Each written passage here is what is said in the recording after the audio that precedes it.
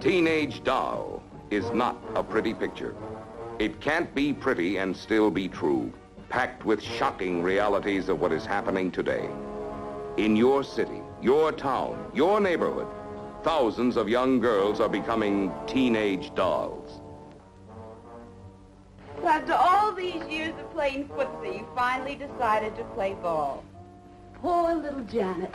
Always wanted to move uptown, but never had enough guts to do anything about it. Shut up. So now she's going to go, but she don't want to admit to her kid sister.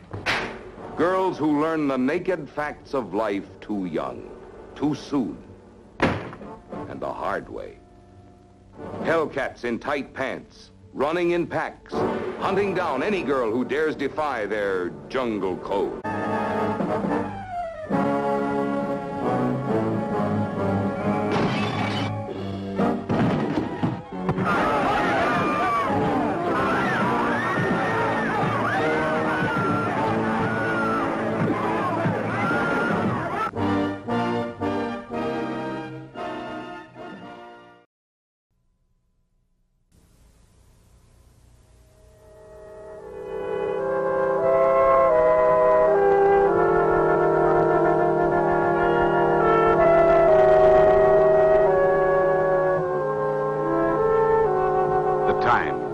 September the 11th, 1952, morning.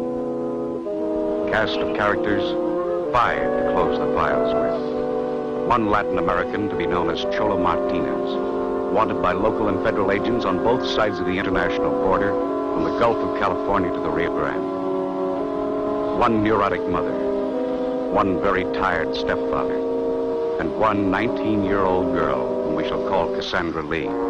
An arrested narcotic case with an 18-month history of heroin addiction. And one police officer, myself, Lieutenant David Jason, City Police Department Narcotics Division. It wasn't until sometime later that morning that I was able to account for the girl's sudden change in behavior. Cassandra hadn't seen Martinez since the day he disappeared in the desert north of the Mexican border close to 3 months ago. Nor had anyone else. His appearance now was unaccounted for.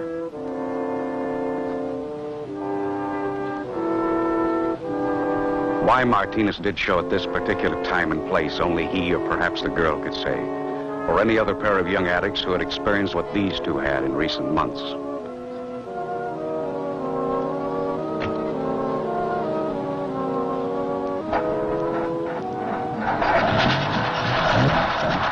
Martinez was still very much at large. But the Lee girl was now involved in the legal process of being transferred to the Federal Narcotic Hospital in Kentucky as a ward of the Juvenile Court.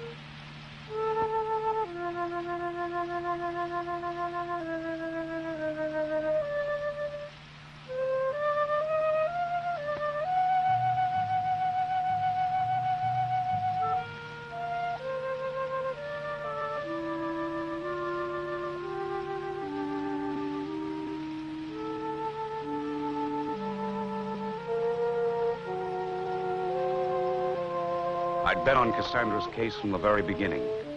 It didn't take too much imagination to figure out who it might be that was tailing us to the station.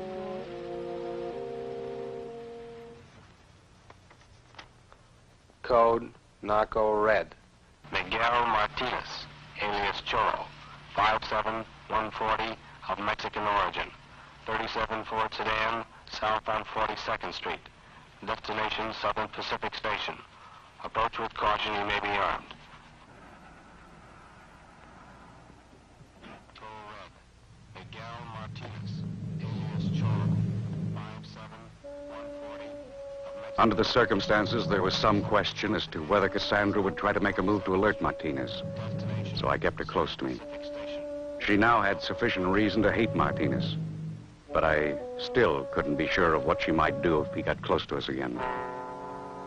Addicts have a strange code of ethics.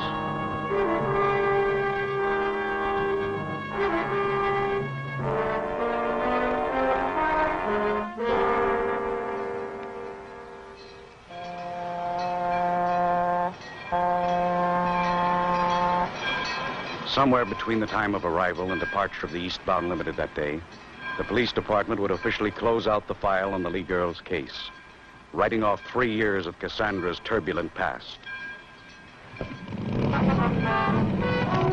Motorcycles were a part of Cassandra's turbulent past. I didn't get the connection at first, but then I began to recall the first implicating circumstances in the girls' case, a little over 3 years ago.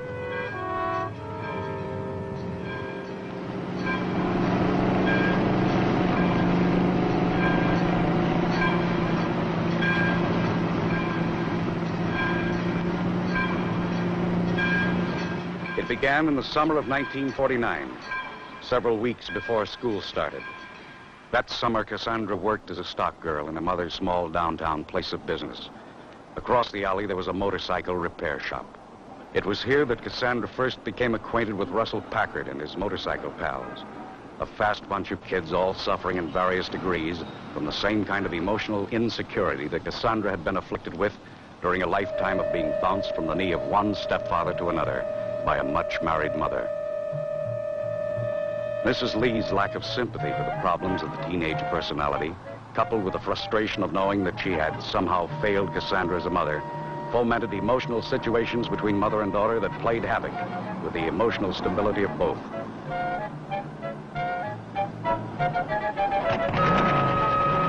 An offer of sanctuary, unreasonable tirades of reprimand in the presence of her peers, a spur-of-the-moment decision, the beginning of a dangerous gang association.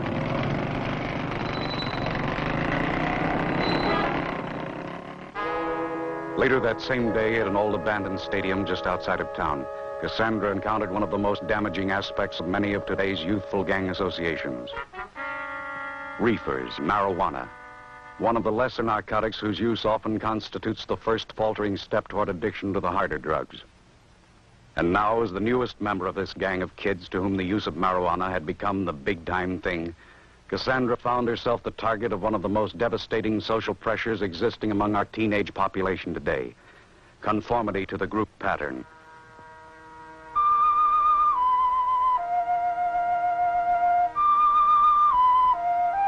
Passing up the reefer meant passing up the gang's bid to really belong. Her refusal to conform would place her in the precarious social position of being with the group, yet outside of its circle of confidence.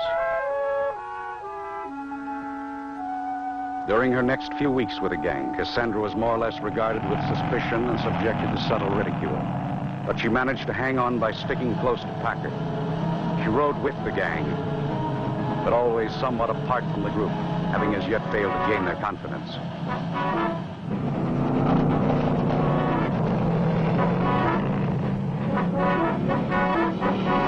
With the passing of time, Cassandra became more accustomed to the kids and their use of marijuana, but never to the feeling of being an outsider. The adolescent personality demands and needs to belong. To belong meant conformity to the group's pattern of behavior.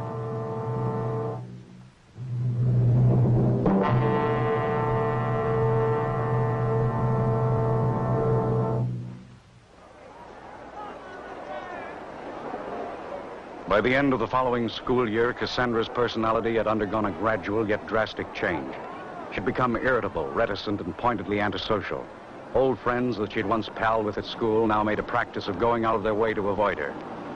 That is, all but one, a kid by the name of Johnny Adams, the boy who was always seen waiting to take Cassandra home each day after school. Johnny was the fall guy who refused to believe that she had somehow changed. But then, Johnny was perhaps the only person in Cassandra's young life who had a genuine regard and affection for the girl. So Johnny waited.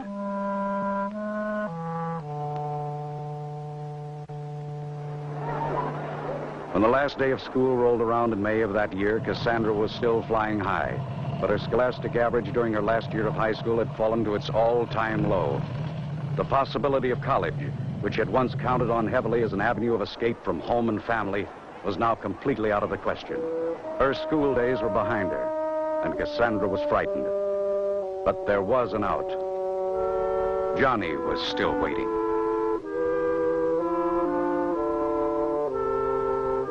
Long ago, Cassandra had learned that she could always run to Johnny when things closed in. But time was running out fast, and so was Johnny. Graduating from school with top honors, young Adams had a job with a future waiting for him. And with the blessing of both families, Cassandra's in particular, Johnny had never made a secret of the fact that he wanted Cassandra to someday be a part of that future. Cassandra's situation called the play. She was now determined that that certain someday should be soon, and June was just around the corner.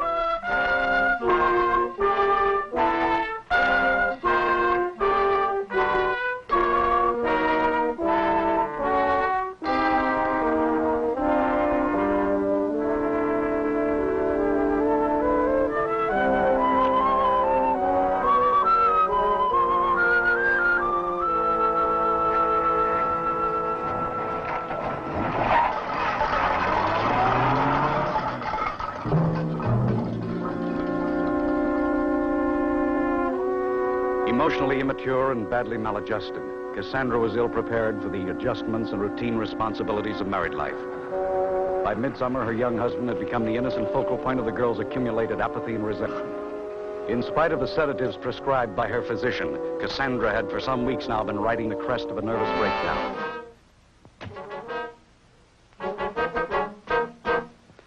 Aware only of the fact that recently his young bride had not been well, Johnny had little insight as to the emotional nature and background of her condition, and with the passing of time was finding it increasingly difficult to account for her frequent displays of mood and temper.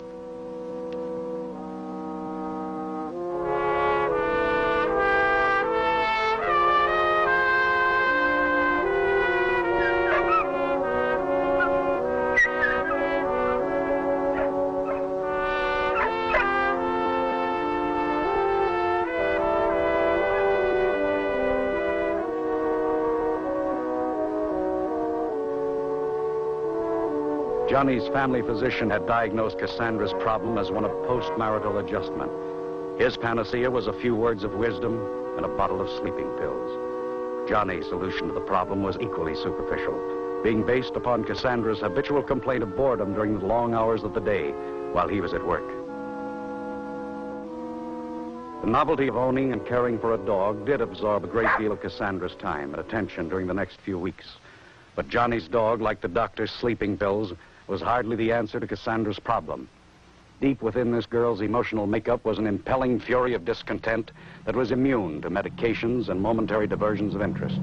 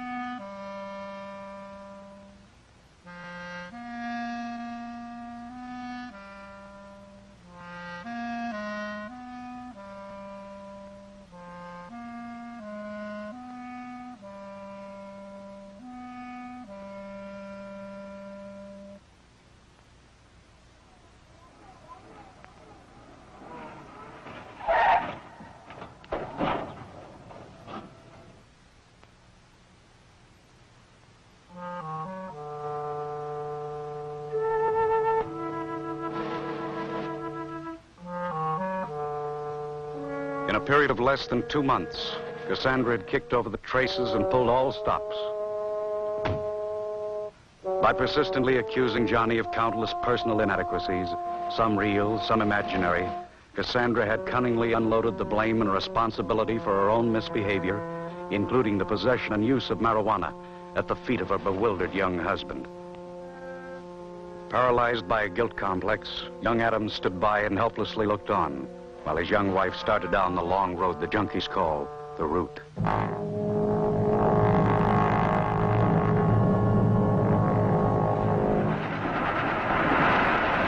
Johnny's employer was the first to notice the change that had come over young Adams.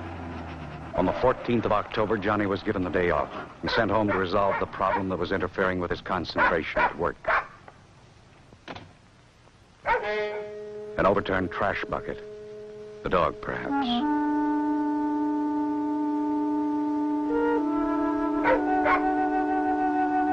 In among the tin cans and food cartons, Johnny found half a dozen or more small bottles of a type commonly used by druggists when filling prescriptions. Seconal, sleeping pills. And this was the dreamer. The junkies call them goofballs, and Cassandra was about as goofed up on Seconal as the physical limitations of the human body can stand.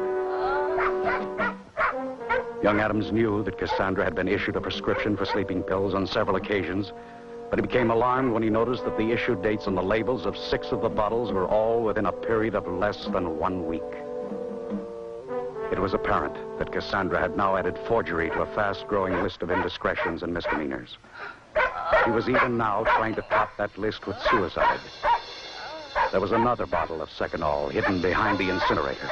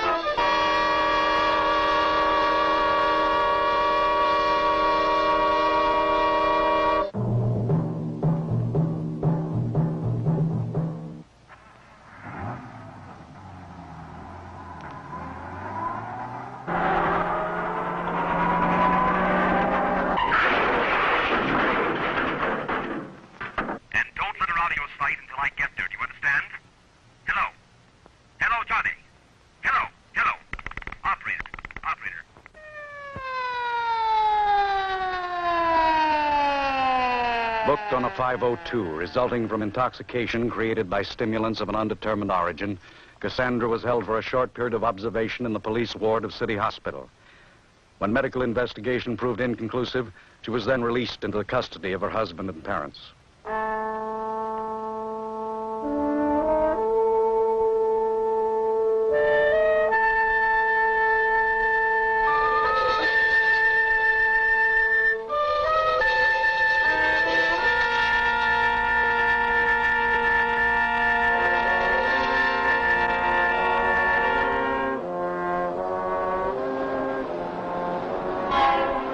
A telephone call from the Lee home in the middle of the night on November the 2nd wrote Cassandra's name on the police blotter for the second time.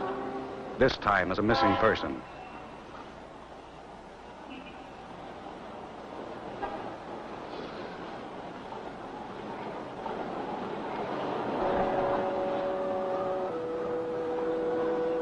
In the meantime, the name of Russell Packard had come to our attention as a suspect in a small-time dope ring. The organization was thought to be operating out of the east end of town. via motorcycle messenger service a la Packard. When we learned of Cassandra's connection with Packard, we tracked the girl down and put a close tail on her. From then on, Cassandra was officially my problem.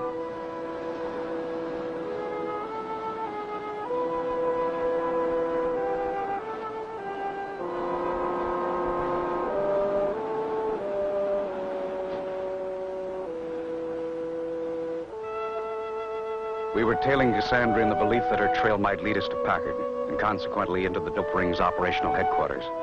By late afternoon, it began to look as though our hunch might pay off. She was blazing a trail right into the east end of town. The lead was just beginning to look promising that afternoon when the trail came to a dead end at one of those high-type flop houses down along Skid Row. When I saw Cassandra buttonholing a couple of junkies lounging around the hotel lobby, I realized that she was trying to get a lead on Packard herself. When I walked in, the girl was still asking questions, so I obliged her by answering a few. I told her I'd recently bought some junk from a guy by the name of Packard at a little joint over near 3rd and Main. Offered to drive me there for a look-see.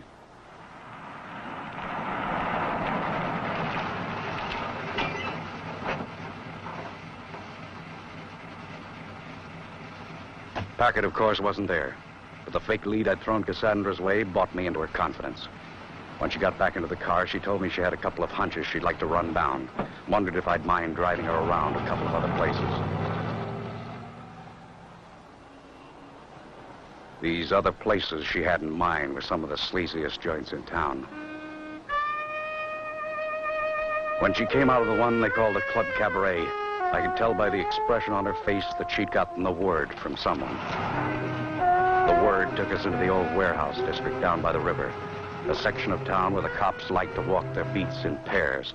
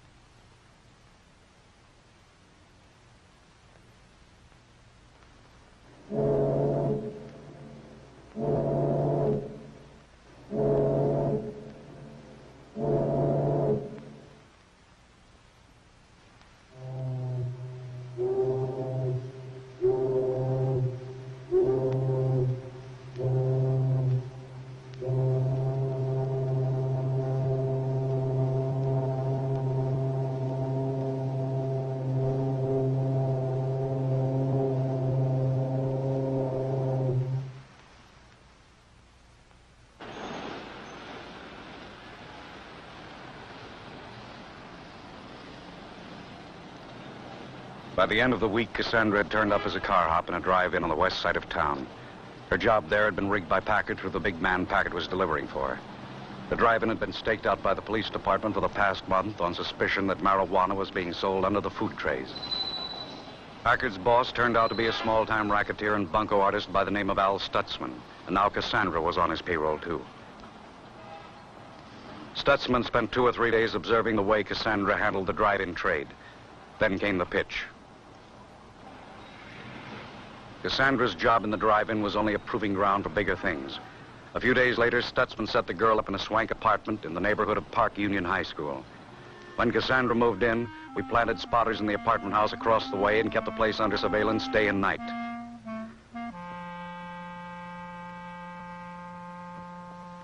Cassandra had been recruited by Stutzman to expand his traffic in marijuana. Along with the apartment, Cassandra was given the job of holding open house and playing hostess to the teenage bop crowd from the neighboring high school.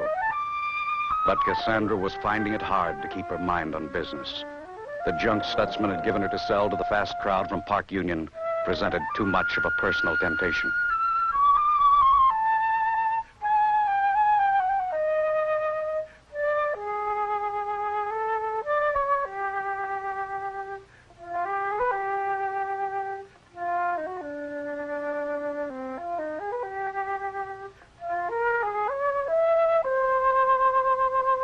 Cassandra's weakness for the merchandise she was given to retail periodically put the skids under Stutzman's caper at the apartment house. But in between the girls' recurrent breakdowns, business was carried on as usual.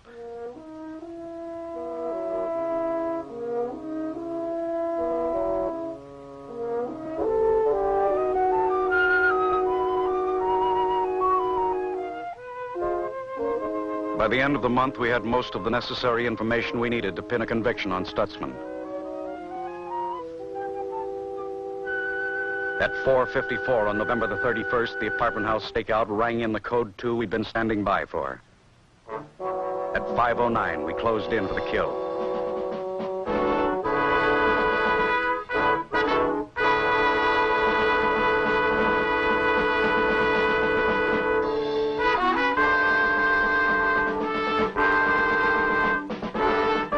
The raid on Cassandra's tea party miscarried. The minute we hit the front door, someone in the kitchen flipped the switch on the garbage disposal unit, pulverizing the critical evidence we needed for a conviction. We'd fumbled badly, but we hadn't lost the game yet. We still had Cassandra. If she were handled the right way, the Lee girl was a possible for state's evidence against Stutzman.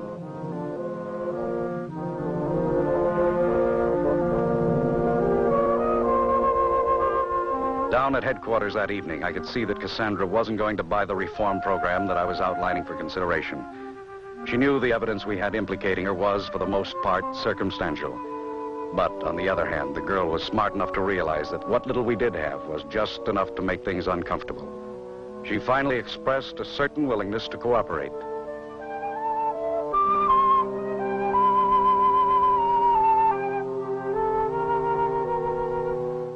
I assured Cassandra that she would be given every consideration if she would consent to full cooperation with the department. This, of course, meant not only giving testimony against Stutzman, but also any information she might possess now or in the future concerning other narcotics violations within our jurisdiction.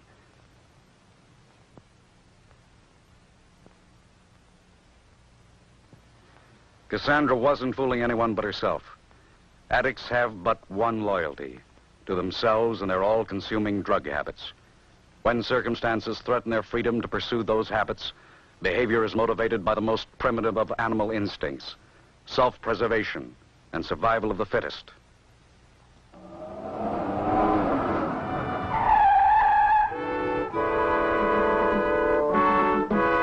The rest of Cassandra's cooperation with the department amounted to an occasional tip-off leading to the arrest of several teenage gangs around town that were still playing the dangerous game.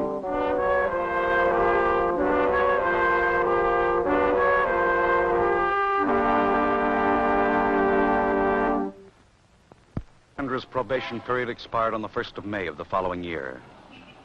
Regarded now as a criminal by unsympathetic parents, it was no great surprise when Cassandra disappeared from home again on the day following her release.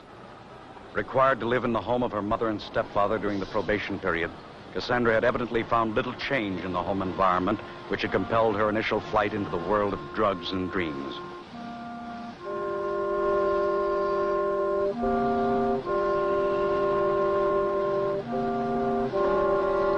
It was sometime during that first week in May that Cassandra's path crossed that of a young woman paying the highest possible tariff in terms of the narcotic route of escape, the heroin addict, suffering from the preliminary symptoms of narcotic withdrawal.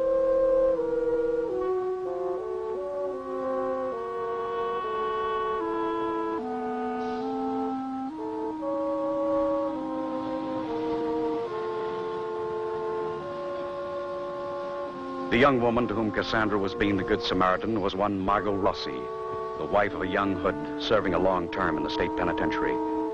Margot had once made the fatal mistake of trying to fill the vacuum in her life.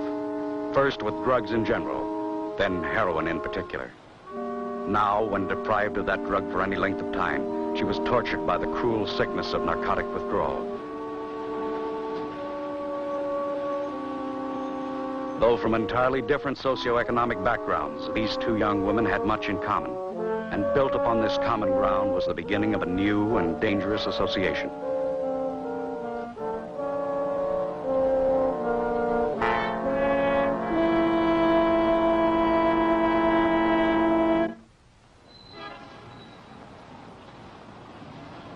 In the weeks that followed, Cassandra and Margot Rossi became not only the closest of friends, but also partners in business. Margot had resorted to devious means of supporting her expensive drug habit.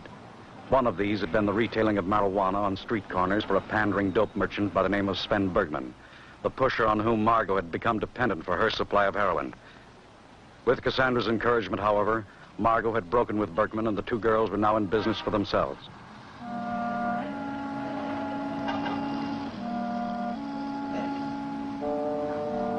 When the word got around town that a couple of girls were dealing in marijuana, Cassandra and her business partner began to realize a monopoly on the local weed market. Junkies from all over town were attracted by the novelty of making their buys from women. The girls had the edge on competition, and business prospered. But they'd made the mistake of opening up shop on someone else's coveted corner of the cement jungle, namely Sven Bergman's. They had been operating not only in competition with, but in outright defiance of a madman.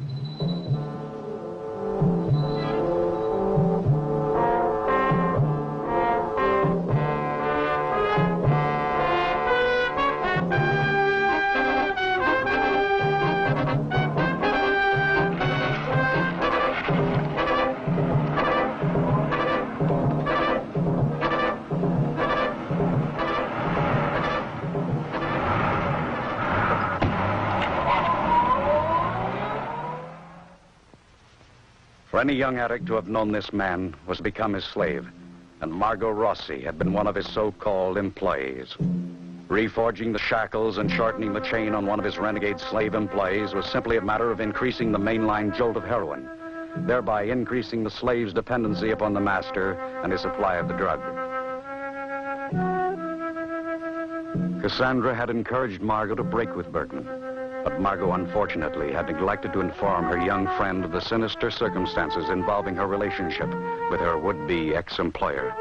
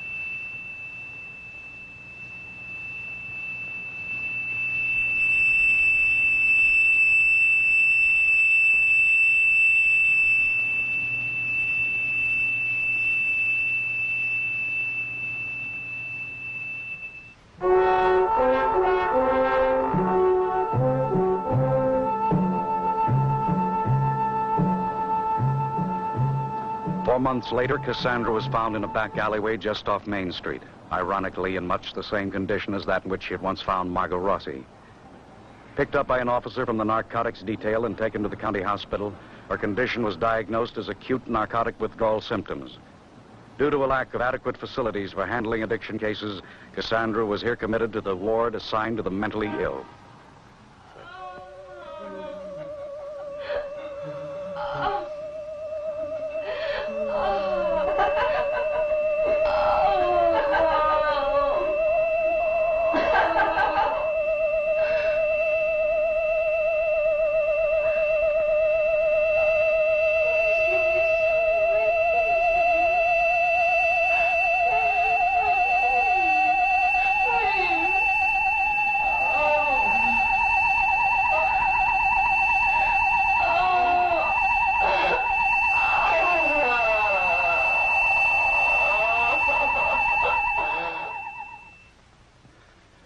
Shortly after Cassandra's commitment to County Hospital, the press renewed their war of words against the city's ever-growing narcotics problem, and this time with bitter invective.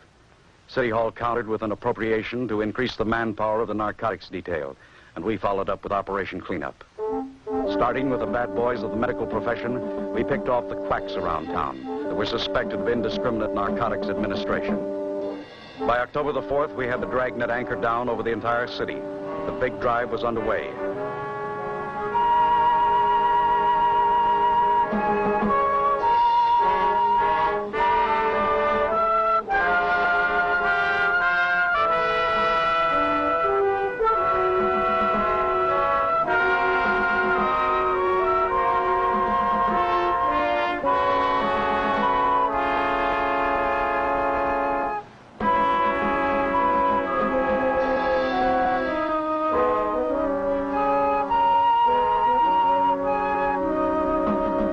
Clean sweep all the way down to the bottom of the barrel. But it wasn't the pure and simple case of cops and robbers that it appeared to be on the surface. To be sure, the supply of dope to be had around town diminished almost overnight. Even the pushers we didn't pick up got nervous and closed up shop at the duration. But the demand for the stuff maintained a pathetic status quo. Scores of young addicts like this became desperate for the drug they could no longer buy, beg, borrow, or even steal. The heat was on, and there was a panic in the wind. By the end of the week, the city was literally crawling with the desperation and sickness of narcotic withdrawal.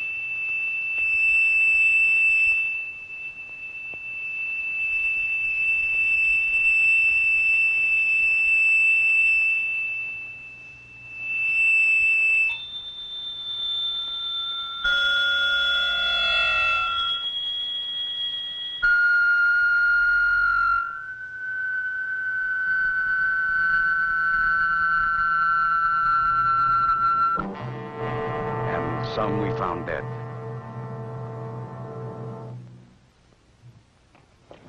On November the 2nd, we ran down one of the hottest tips we'd gotten since the beginning of the big push in October. Our first lead on the whereabouts of Sven Bergman, but it didn't amount to much. It would have taken something like the assistance of the state militia to have smoked Bergman out of that complicated maze of tunnels comprising the municipal storm drain. It was about 2:30 in the afternoon that day when Bergman gave us the slip.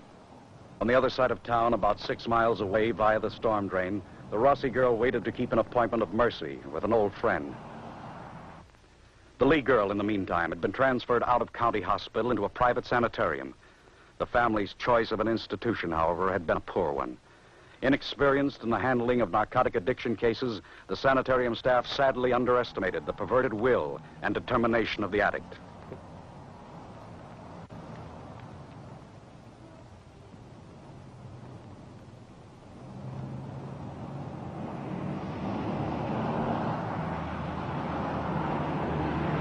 Since Cassandra's release from County Hospital in October, Margot had been putting the bite on Bergman for some $40-odd worth of heroin a day that was being smuggled into Cassandra at the sanitarium.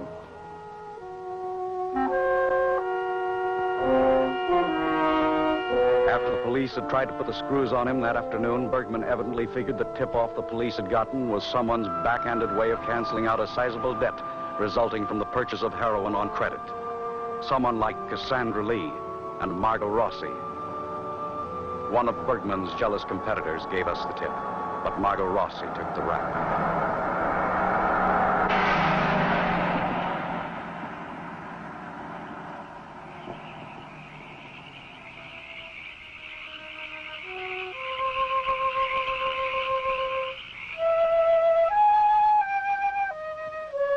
When Margot was found murdered, Cassandra's parents lost little time removing their daughter from the local scene. For a period of 8 months following the incident, Cassandra remained outside our jurisdiction, reportedly farmed out with relatives in the neighboring community. In June of the following year, Cassandra appeared on the local scene again. The stage was a downtown parking lot, and the narcotics detail had the best seats in the house. In fact, it was almost a command performance.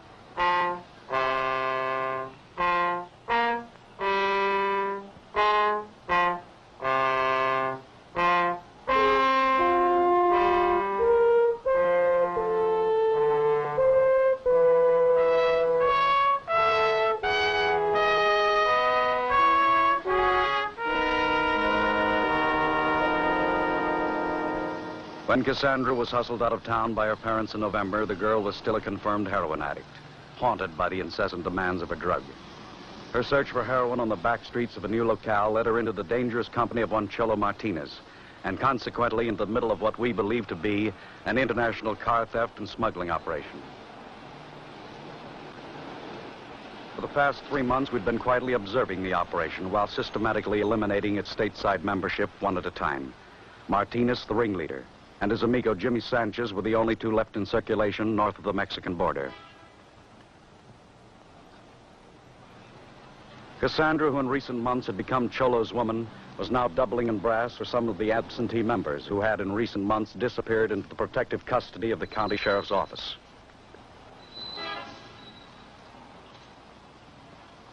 After 3 months of legalized kidnapping, we'd finally succeeded in forcing Cholo's hand.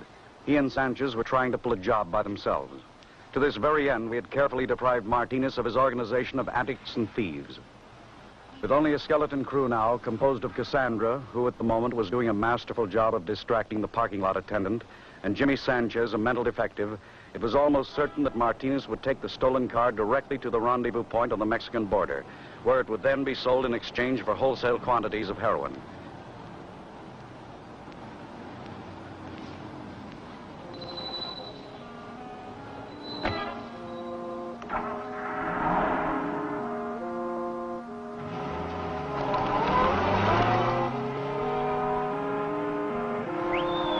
We were standing by, waiting to accompany Martinez and the stolen car to the border.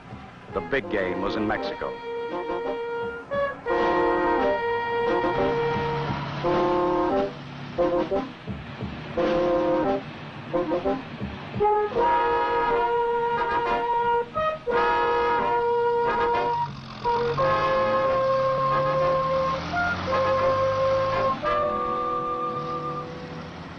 "11 hours later, Martinez, Cassandra Lee, and Jimmy Sanchez were racing across the open country north of the Mexican border, headlong into the final phase of our setup.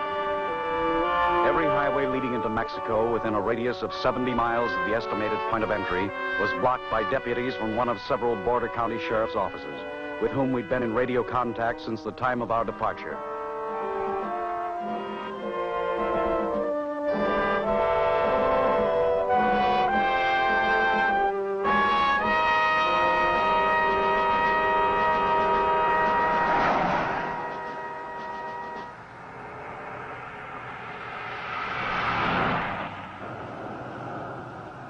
Estimating the mileage from his last stop for gasoline, we knew that Martinez would have to make one more stop to refuel before crossing into Mexico. To carry out the rest of our plan of action, it was mandatory that we separate Sanchez from Martinez at a point somewhere near the border.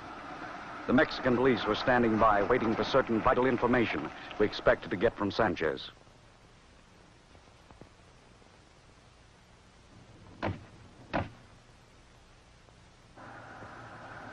Cassandra hadn't seen my happy face for more than 8 months.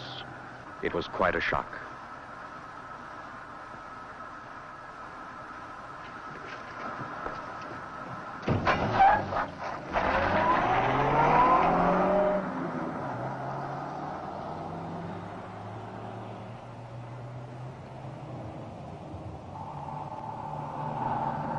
Sanchez was certain that Martinez had sold him down the river. Under such ideal circumstances, we knew it wouldn't be hard to make Sanchez talk.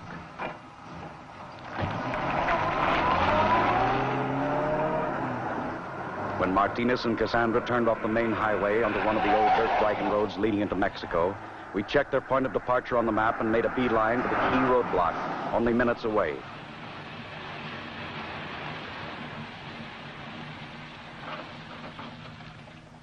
The original plan of action had been to allow Martinez to break through any one of the several roadblocks, at which point the sheriff's men were to have taken up the chase, tailing the stolen car into the rendezvous area in force. But Martinez had decided to make it into Mexico the hard way, across some 70 miles of open desert. In the meantime, Sanchez had given us all the information the Mexican police would need to bottle up the works in Mexico. The rest of the show is now up to the men from the sheriff's office.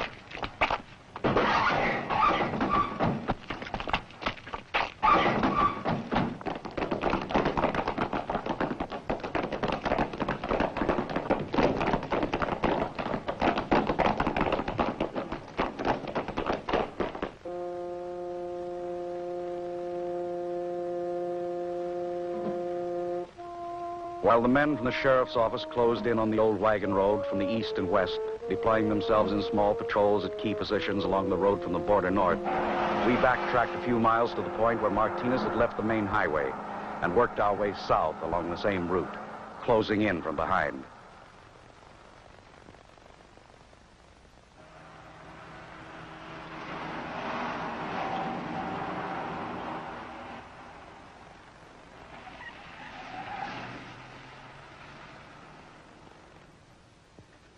One hour and 20 minutes later, the patrol, observing the last 3-mile section of wagon road north of the border, could report having sighted only one vehicle in transit. And that one was ours. Then one of the patrols, about 50 miles to the north of our last checkpoint, spotted what appeared to be the reflection of the sun by glass in the rocks above a dry canyon wash. Investigation of the light source quickly explained why none of our patrols had been able to track the stolen car into Mexico via the old dirt wagon road.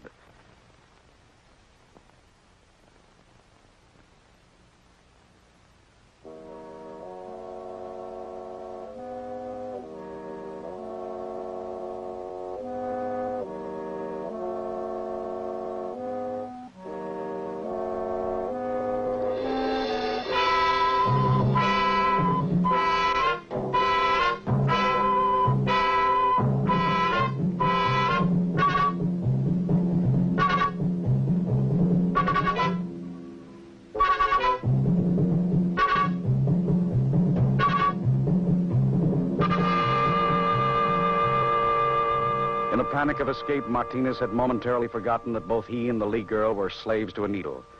In the glove compartment of the stolen car, I found a brown paper bag containing the evidence of this potentially fatal oversight. A bent spoon, hypodermic needle, and more than a dozen bindles of heroin. Exhibit A, the oracle of impending tragedy. The temperature in the desert out there was pushing upwards of 107 degrees in the shade. The nearest watering spot, 30 miles away.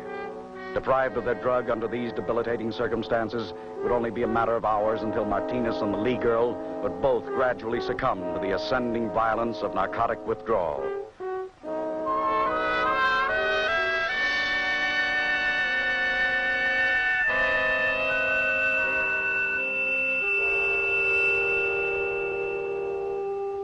On the morning of the following day, we found ourselves confronted with the problem of too much desert and too little time. Using every available man the sheriff's office could muster, we began the massive yet necessary task of combing every inch of desert within a 15-mile radius of the canyon where the car had been found.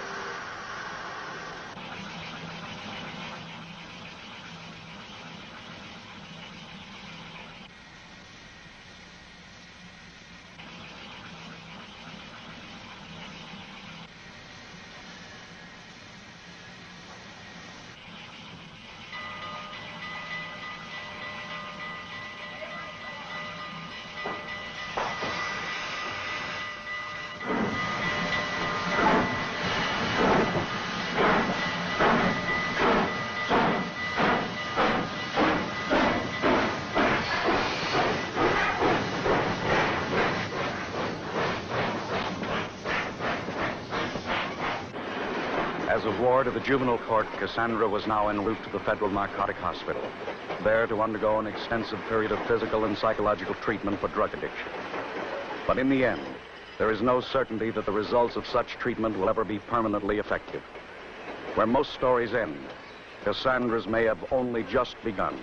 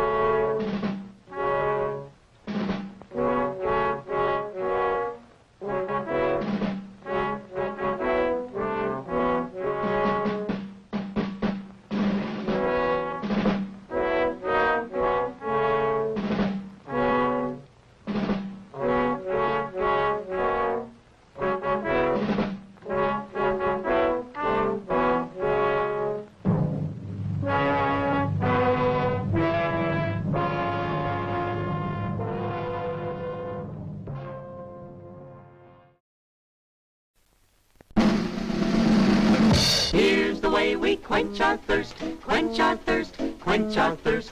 Here's the way we quench our thirst. At the refreshment counter, now's the time to yum, yum, yum, yum, yum, yum, yum, yum, yum. Now's the time to yum, yum, yum. At the refreshment counter, popcorn, drinks, and candy too, candy too, candy too. Popcorn, drinks, and candy too. At the refreshment counter, at the refreshment counter, at the refreshment counter. Here's a new taste treat. The corn dog. Plump, juicy wieners are dipped in a thick, golden Southern-style corn batter that seals in all their freshness and flavor. If you like hot dogs, you'll love corn dogs. Everybody does.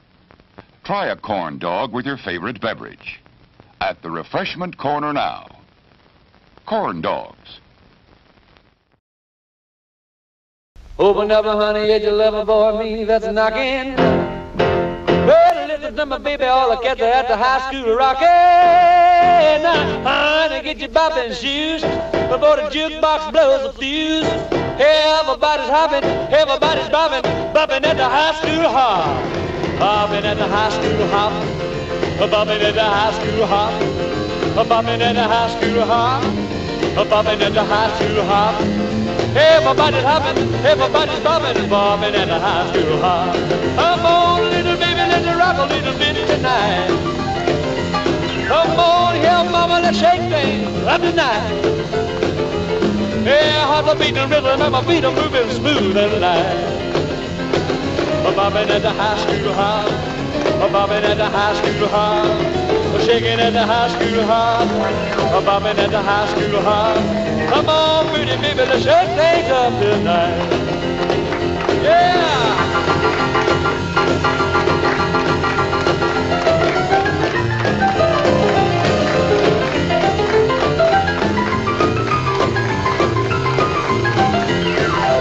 Well, let me tell you something, I'm gonna burn off my shoes.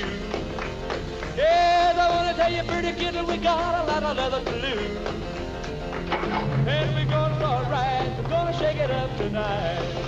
Yeah, the bopping at the high school hop. A bopping at the high school hop. A shaking at the high school hop. Bopping at the high school hop. Well, everybody's bopping, everybody's hopping, bopping at the high school hop. Yeah!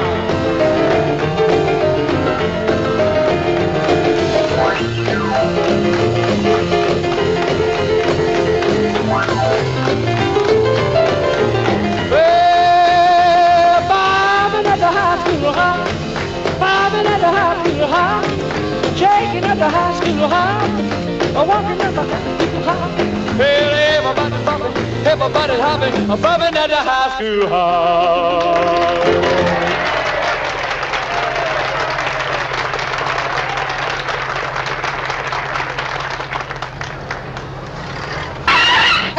nice guy. I was gonna park there, big shot. The name's Baker.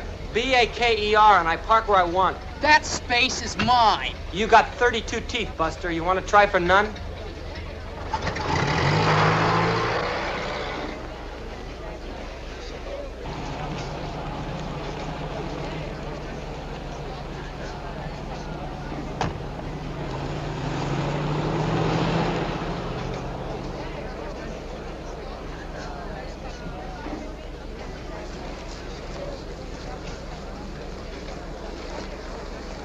Hiya, sexy. You look real cultured.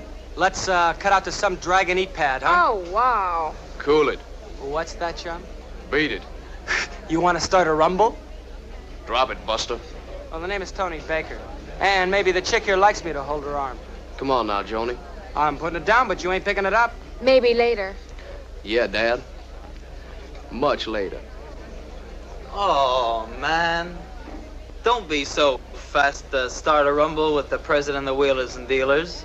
You know who that is? No. Well, man, that is J.I. Coleridge. I didn't know that, man. Mm-hmm. So J.I.'s the top stud around here, huh? Mm-hmm. Yeah, you get in with the Wheelers and Dealers, and you'll be a top stud yourself. Yeah? I got news for you, man. Before this crummy day's over, every crummy stud in this whole crummy school's gonna know who Tony Baker is. See, I don't join them, man. They join me. You dig me? I dig you. I'm putting it well, down. I'm picking it up. Come on. I never saw him before, did you? No, but he's a real character. Sounds like you're interested.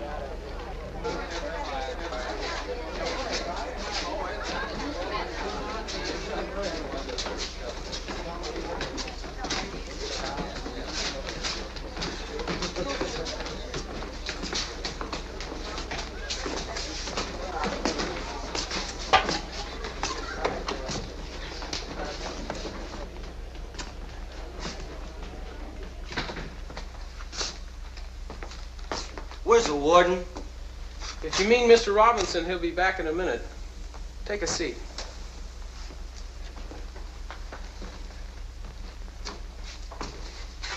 I'm looking to graze on some grass. What? Okay, chick, I guess I dialed the wrong number.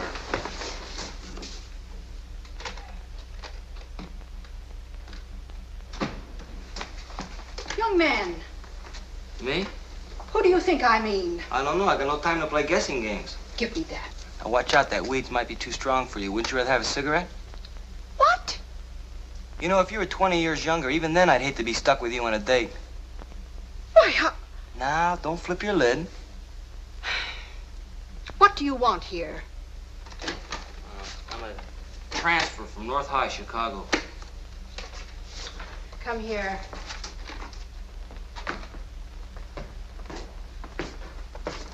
I see you live with your aunt and uncle. That's the way the bongo bingos. Please leave those papers alone.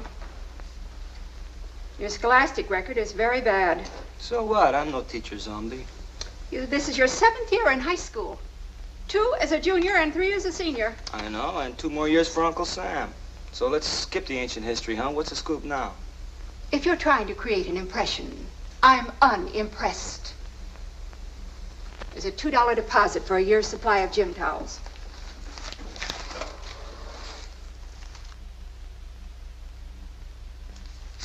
You, got change for 20?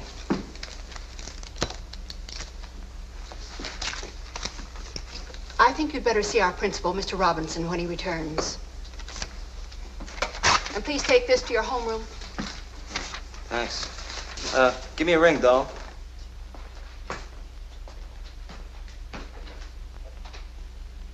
Now, some slang words have been accepted as correct English usage. But slang itself is such a very temporary thing that it's apt to fade into non-existence. It's hard to tell beforehand whether a word will live or die.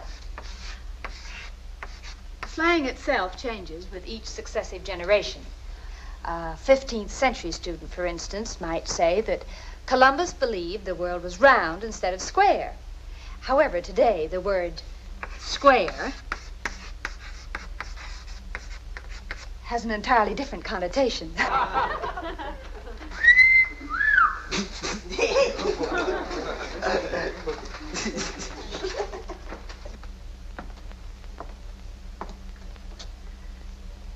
You belong in my class? And you belong in my class, too, dog. You know, for a teacher, pretty cool. Why don't we cut out and go to your pad and live it up, huh? Class, please. Take a seat. And be quiet.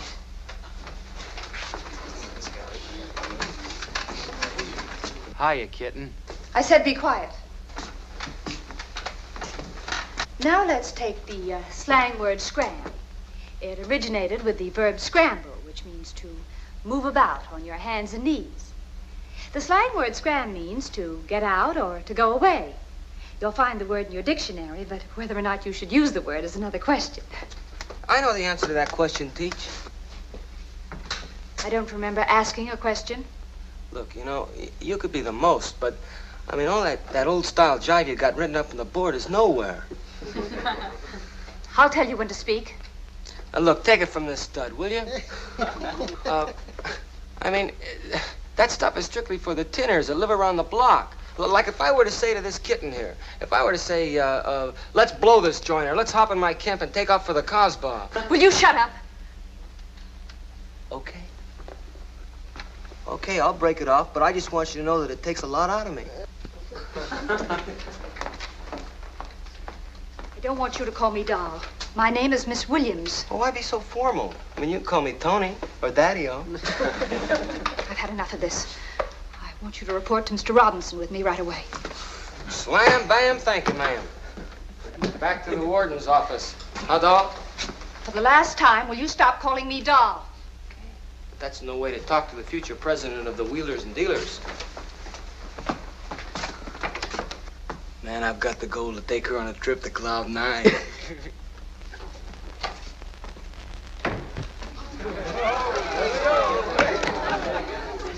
Here. Come on, cats, cool it. Come on now, cool it, cats. Now, how'd you like J.I. to lay a little history on you? Now, you heard that square bitch he was putting down about Christopher Columbus, our founder. Now, I ask you, is this a bring down? Columbus. Why, man, he was the hippest. Now, one swinging day when Chris was sitting at the beach, goofing, he dug that the world was round. And with his crazy idea stashed in his lid, he swung over to the royal pad to cut up a few touches with a cool chick, Queen Isabella, who was a swinger. Belle took a long look at him and said, Christy, what is this jazz you're putting down about our planet being round? She said, everybody hip that it's square. He said, the only thing square about this world are the cats what live in it. He said, now look, I'm in your pad for one swinging reason. He says, I know I can make it east by swinging west. Now I'm going to take some non-stop studs to go in a deep pool of water with me and maybe come up with the new world bit. If I'm straight, why, everybody swing. And if I goof and run into any of them flip Indian kiddies over there, I just sit down and smoke a little pipe with them. And who knows, baby, maybe run off with a deed to a groovy piece of real estate. She said, crazy, man, but like this is a sick bit you wear. And if you find out that the world is square. She says, why, it's easy, baby. We just tool off the deep end and dig a little infinity. He says, now, Belle, he says, dig me hard, baby. He says, I know you're hung with the affairs of the court, Jazz. He says, but I need scarfing for this trip. He says, baby, and that takes bread. And in the bread department, I am nowhere. I said, man like you a real bring down. See, you pump me up with a crazy story, then expect me to spring for the gold. She says, you just cooled the whole bit. She said, you know the kingdom is next to Tapsville. And if I ever lay this story out on my old man, why, he'd flip out. You know how square Ferdy is. He said, Belle, listen, baby, you the swingin'est chick in the whole mother kingdom. And I'm hip that if anyone can score for the bread, it's you. Well, kiddies, the next morning she came up with a real wiggy plan. To hike the Royal Ice. And after Chris met his boat connection and scored for 3, he got some cats together with eyes for adventure and split across the Atlantic, no tomorrow style. That's very interesting. Take your seat.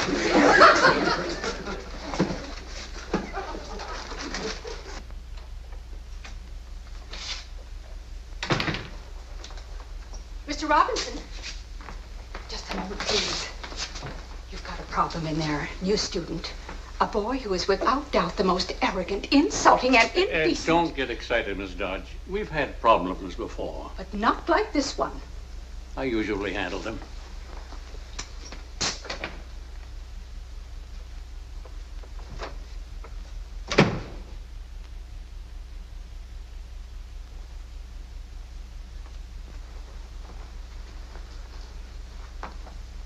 Get out of my chair.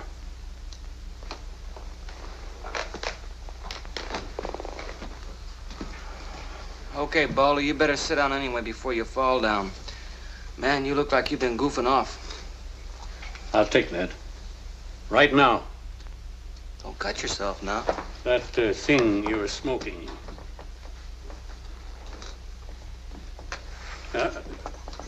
Your feet off the table. Just what are you trying to accomplish? I don't dig it. Oh, I see. Dig me.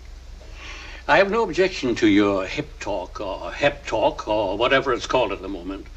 But in my office, let's talk just plain old-fashioned English. It'll help us to understand each other. Man, what's there to understand? Come to the point. You're dragging your rear axle in waltz time. I haven't any idea what you've been saying. Well, what I've said And was... don't make a profession out of rudeness.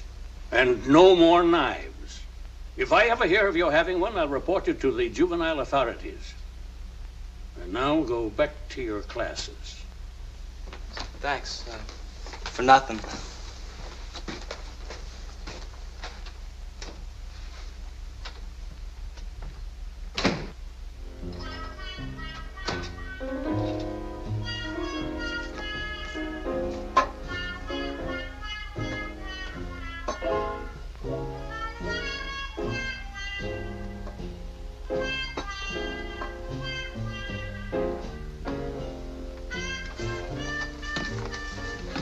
Hello, Tony, darling. Hi, Auntie. You getting up or going to bed? How did it go at school today? It went. If you'd rather have coffee, Tony, there's a pot of fresh. No thanks. I think I'll cut out and size up this Townsville. You're looking for excitement? Why not? I'm a citizen. I hate to think of you running around all by your lonely. Annie, I'm a big boy now. I even go out with girls. That's why I worry. Thinking of you coming up against those young, tight sweaters. You ought to know. Stop treating me like a stranger. With Vic out of town, it's lonely. Relatives should always kiss each other hello and goodbye, polite like. You're getting paid for my room and board. But not enough.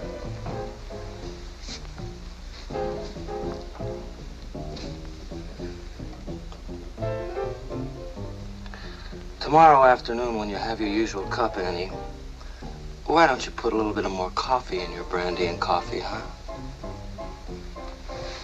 Goodbye now.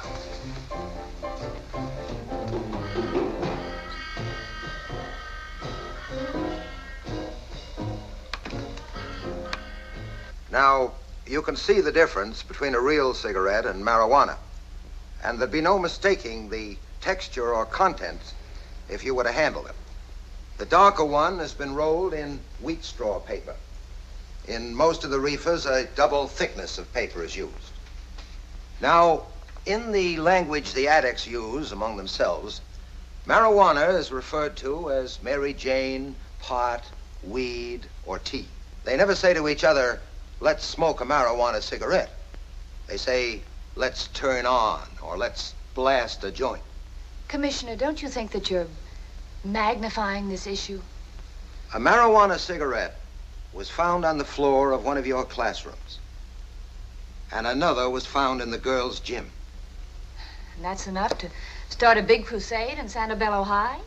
Mr. Burroughs, please understand, Miss Williams, like many of us, believes in the progressive theory that there is no such thing as a bad boy or girl. Well, there's a high school in Indiana. I don't know whether they followed your progressive theories or not. They had no problem 3 years ago. But out of a total enrollment of 1,200 students, 285 were found to be using marijuana or heroin. And this dreadful condition was only uncovered through a horrible accident. One student, desperate for money to pay for his habit, sold bennies for quarters and dimes to kids in elementary school. It was the death of a 13-year-old who had been addicted to marijuana and then to heroin that exposed the ugly facts. But by that time, it was too late for 41 teenagers who were addicted. It can happen here.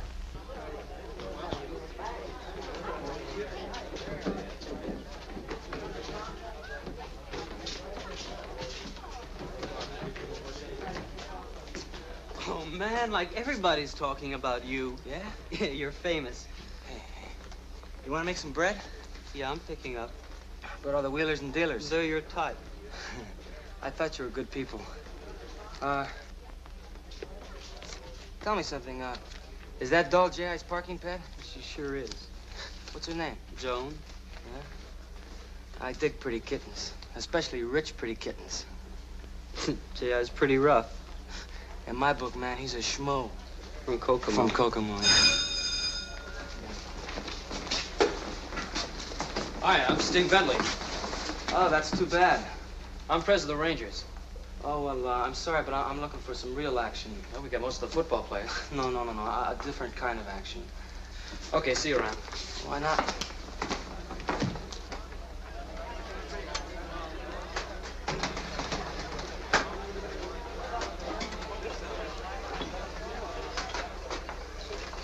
Hi, doll. I'm Tony Baker. My name's Mary Jane Andrews. Mary Jane? Well, you pulverize me. Hey, Peter, you know what this doll's name is? Mary Jane. Oh, yeah? Yeah.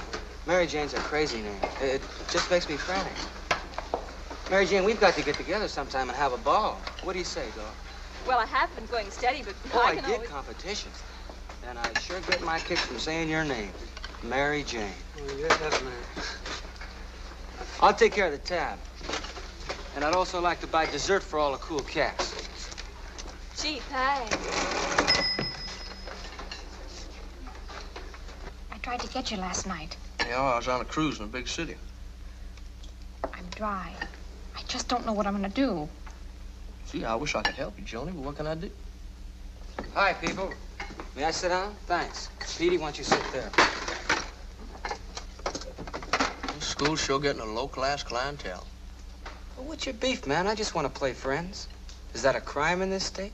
Or are you just afraid of a little competition? Well, talk up, man. I don't sound you at all. Now, look what you've done. You've gone and made the kitten nervous. Come on, let's be henchmen. I'll make you vice president of the Wheelers and Dealers. Maybe I'll even make you executive vice president. But what's a good word, Joan? If you dig me like I dig you. Lay dead, Baker. She's my girl. Got a scoop for you, J.I. Things are changing around here as of today. What's the matter, Joan? You feeling sick?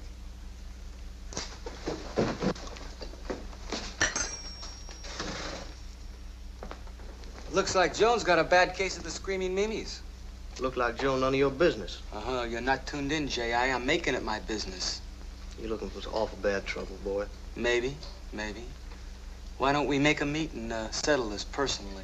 Oh, we're gonna be settled. My way.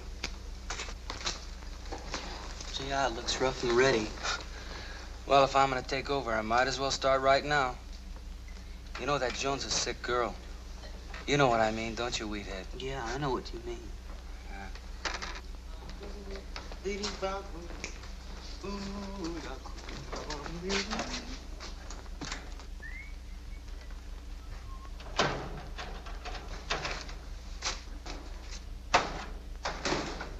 Hello there, baker boy.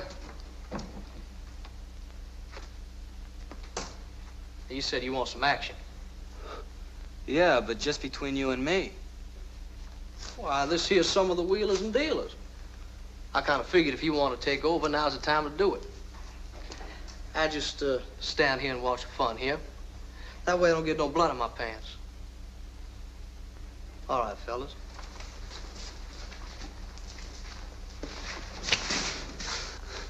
That's right. Play it cool. You know, I lost one of these things in the principal's office. I don't want to lose another one in one of your bellies.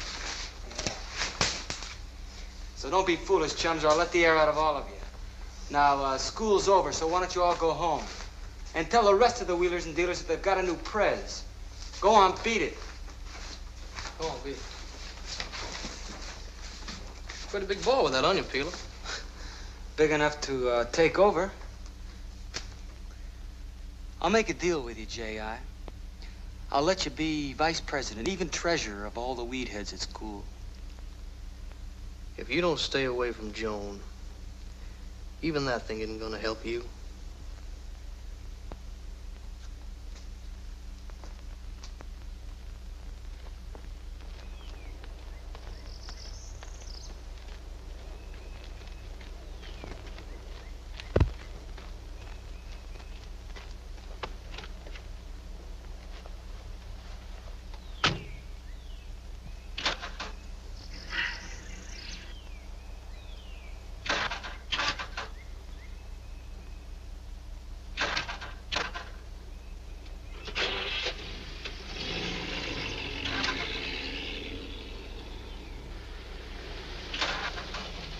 Hey, Teach. You want to push? I think my battery's dead. Well, hop in. Come on. Leave it there. I'll give you a ride home in a real camp. I don't want to impose on you. What's the matter? You scared? I'll call the auto club. Who are you afraid of? Me or yourself? You don't have to worry. I'll see that you behave yourself. I mean, after all, a teacher's got to behave like a teacher. Okay. I'll call the auto club from home. Thanks.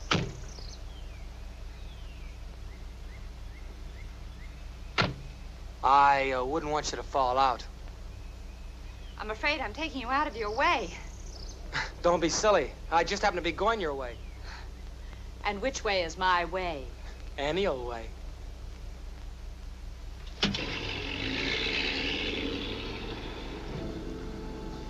This is very sweet and thoughtful of you. Crack like that can hurt a guy's reputation. Hey, how about stopping for a beer? Aren't you underage? Well, maybe I can pass for a teenage adult. What's your angle?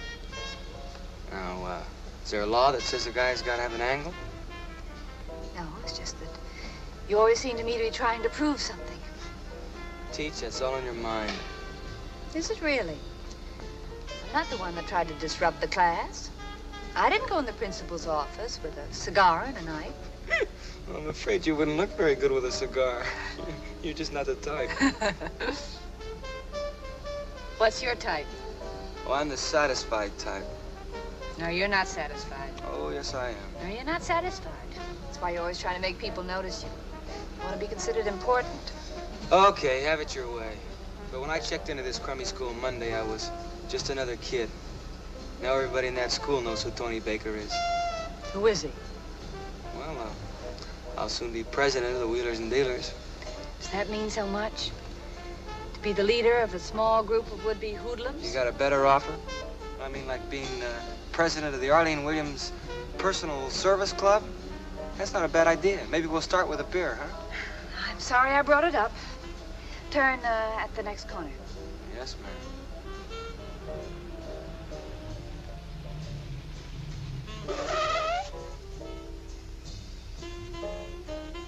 Are you expecting me to act like a gentleman? No, I wouldn't want to give you a nervous breakdown. Ooh, you're getting a sense of humor.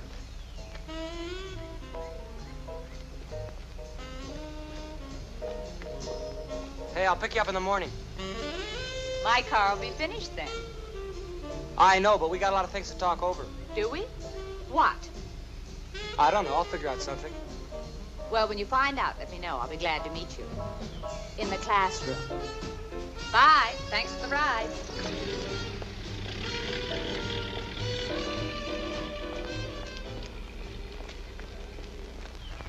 Baby, you look like you got the Chuck Horrors. J.I., I've got to get a stick. For money, you can buy anything. I'm clean. I've used up my whole allowance. I can't ask my dad for any more advances. Yeah, well, that's tough toenails. I mean, why bug me with your sad story? It's your problem where you get the gold. What do you want me to do? Steal it? Crazy.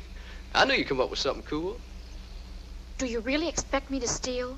Oh, now, come on, Joan. It's your idea, not mine. Hey, you cop a sneak to the principal's office? You're switching channels on me.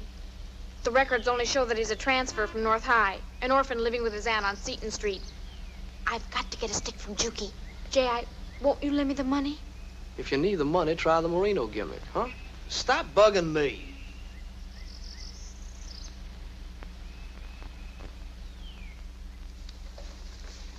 I'll take those 2 dresses, Kitty. Oh, very well, Miss Staples. Usual charge, kid. Yes. Mr. Marino. Yeah. Miss Staples would like to charge these 2 dresses. Lovely, lovely, lovely. Miss Staples, your taste makes our business a sheer delight, believe me. Don't overplay it, Blabbermouth. Joan didn't try anything on. I see. Adorable, adorable, adorable. As soon as the alterations are complete, we'll send it right out to the house. All right? Would you sign here, please, Miss Staples? Thank you, Miss Staples. Thank you. Did you get the new import in yet? Yes, I did. One and one alone. It's for you, dear. It's hanging right in the back. Go right back there. This is adorable. This is you. You. Turn around here. Lovely, lovely.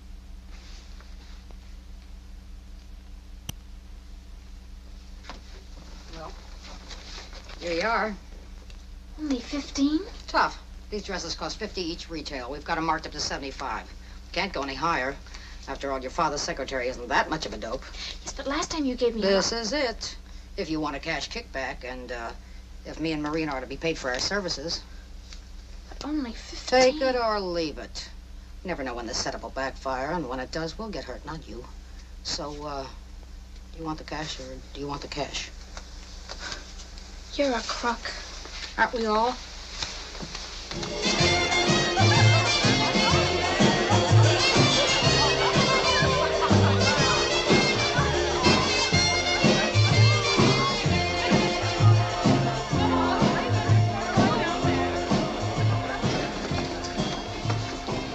I'm still short 20.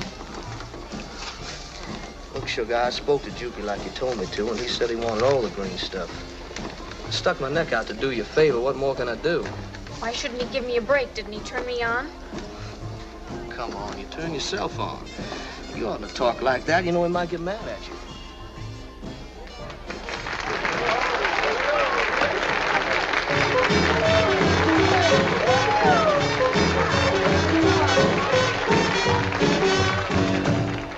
My old man was a bread stasher all his life. He never got fat. He wound up with a used car, a 17-inch screen, and arthritis. Tamara is a drag, man. Tamara is a king-sized bust.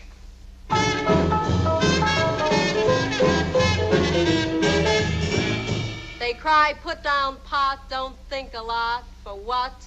Time, how much, and what to do with it.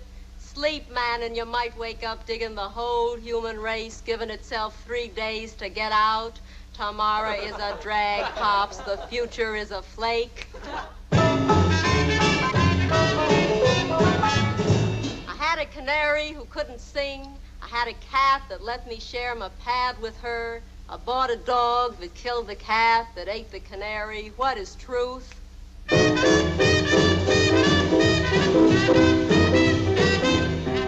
had an uncle with an Ivy League heart. He had life with a belt in the back.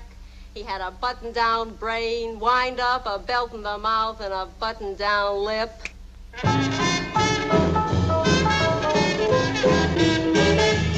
We coughed blood on this earth. Now there's a race for space. We can cough blood on the moon soon. Tamara is Dragsville cats. Tamara is a king-size drag.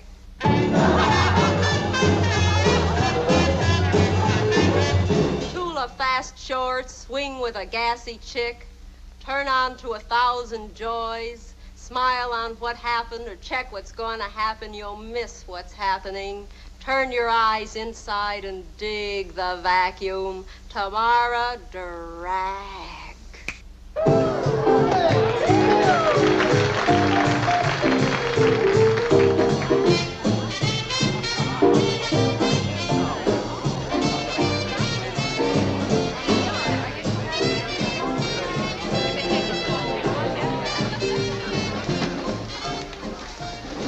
Ready for the race?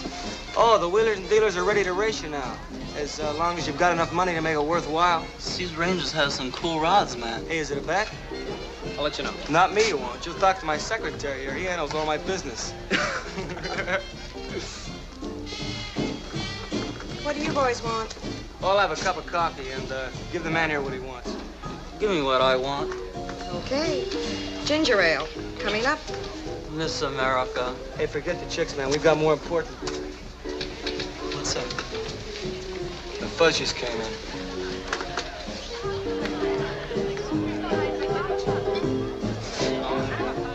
Don't you feel the heat? Yeah. We're checking to see that nobody is spiking the drinks or using other stuff. Man, I can spot them blindfolded. Most of the time, I can smell them. You spotted those fuzz, man. Listen, did you sound out the boys? I already told them you were grazing for grass. Crazy, man.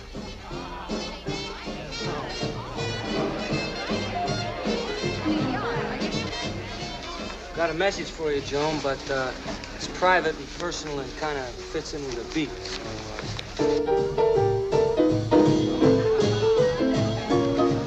Cucaracha, la cucaracha, marijuana pafuma. Relax, chick, I'm with it.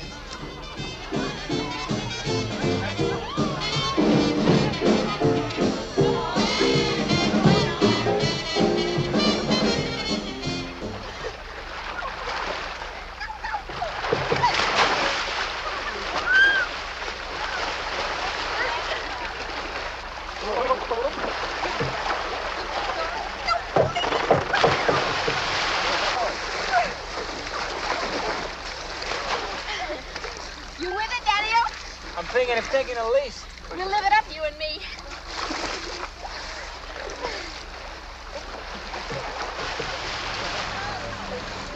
What gives, Doris? Not so good. What's the matter? I'm burning up. You just had the shivers a few minutes ago. I'll go make you cold malt. I'll help you. Come on, Doris. You haven't been in the pool for weeks. Come on, get with it. You said you were steaming hot. Hey, maybe I better cool you out a little bit, huh? Oh, come on. Give the kid a break. Let's go in the pool. Thanks. Oh, you're welcome.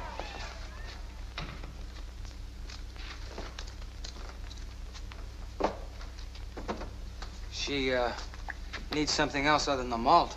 You know a lot. I know enough. Like what? Like, do you have any, weed to torch up on? Petey said you were good people. I know what's happening. I'm dying to blast, but I'm clean. How about it, Tony? You holding? Sorry, doll. I'm trying to make a connection myself. See, I've got the gold, but, no connection. Hey, where are your folks? Oh, they're at some luncheon for Doris's father. He just got back from Paris. Some layout you've got here.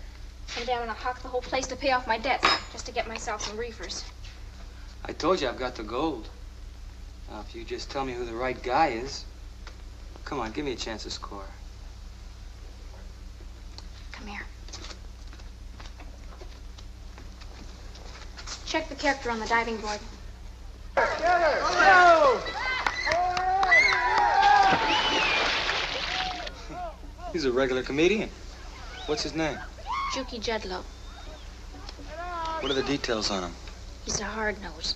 He wouldn't lend me any money when I begged for it, just because I was a little short. Come on, in the pool. Into the pool we go. Get her leg. Go ahead.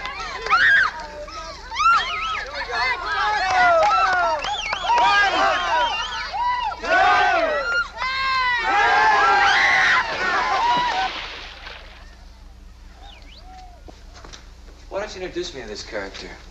I'll see that you don't have to hawk anything. I didn't know you were a weedhead, Tony. All my friends are.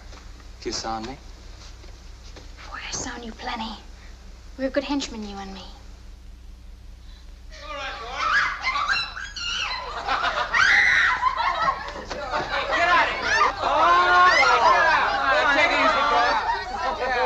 Get out of here.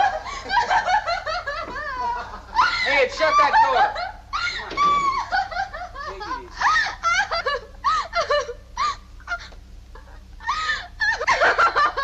easy. You better get a coat or something to cover up these arms and see that she gets home. Well, what are you waiting for? I thought she was just a weedhead like me. She was. She graduated. Well, don't look so surprised. Look, do you want me to spell it out for you? If you flake around with the weeds, you're going to end up using the hard stuff. Now, go on, get the coat, will you?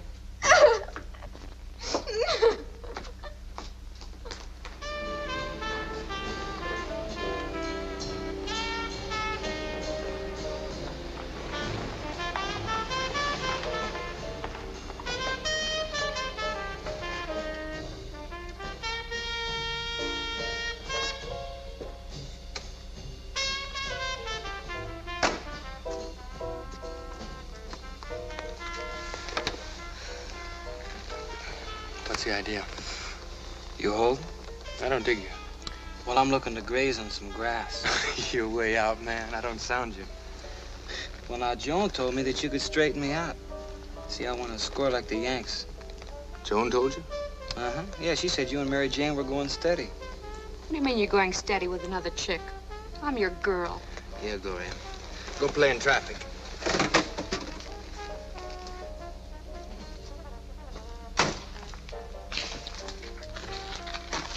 Man, you shouldn't treat Joan so rough. I mean, in her condition, she's not good advertising for someone who's pushing the stuff. I'm all tears. She don't bake, she don't get dusted. What about Mary Jane? Oh, I'd like 5 pounds. 5 pounds, man. I don't carry nothing like that. Just a stick or two, you know what I mean? Fix up a couple of the heads at school. I'm no big operator. Joan said you were. And Joan's got me figured wrong. Well, I thought I'd score a can, but, I'll take a stick or two if that's all you got.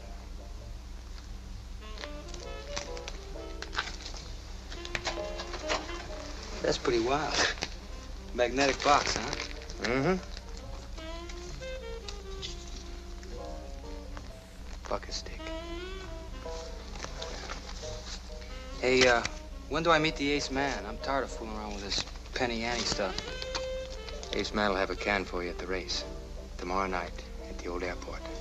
Good deal.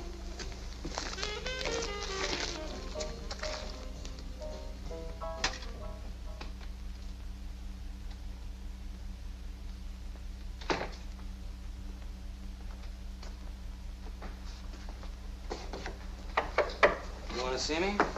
Tony, yes. Would you sit down, please? There.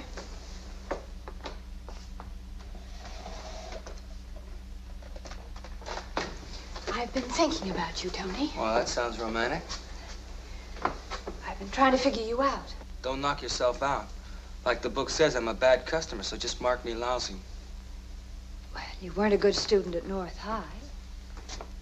You certainly haven't tried to learn anything here. What do you want, blood? I want to help you. If I knew you better, I think I could... Well, now that can be arranged any night this week. I usually see my students at tea time. You know my address. I'll expect you at 6 o'clock. Crazy. For a cup of tea. Well, I can't tonight. I'm busy, but maybe some other night. All right. We'll try again sometime. But I could make it maybe about, say, like midnight. Forget it. You, better get back to your class. Huh? Chicken.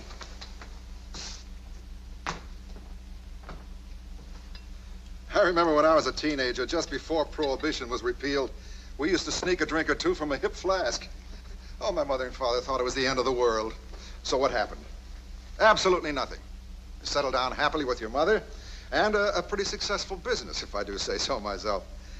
So what's all the shouting about? Well, dear, perhaps they had some reason for wanting the parents to meet. This police commissioner, Walter Burroughs, doesn't fool me. He's making political hay, impressing the voters with another sensational scandal. Only this time he's added something new, narcotics. Now that I don't like. That's going a little too far. Tony, what do you know about narcotics? Oh, nothing, sir. I've read a little bit about it, but... And you, baby? Why, Dad, I haven't even read about it. Now, you see what I mean? The whole effect of the commissioner's hullabaloo will be to get the kids to ask questions. And God forbid to even use narcotics, because he's creating an interest in it. Well, I can't make the police commissioners' meeting. I have to be at the Better Music Society. We have to be going. Good night. It's been Good very night. nice meeting you. And children, behave. Of course, Mother. Mother, you don't have to worry about those kids. The only problem children I know are the ones that have problem parents, which leaves us out. Cheers, darling. You sure you don't want to turn on? No. With me, it's strictly business. You know, I knew a boy once that gave himself a little fix, and he dropped dead. Just like that. Man, you ought to catch me fooling around with that hard stuff. One look at Doris, and I'm convinced to stay with reefers. Well, just take it easy, will you? You'll stink up the upholstery.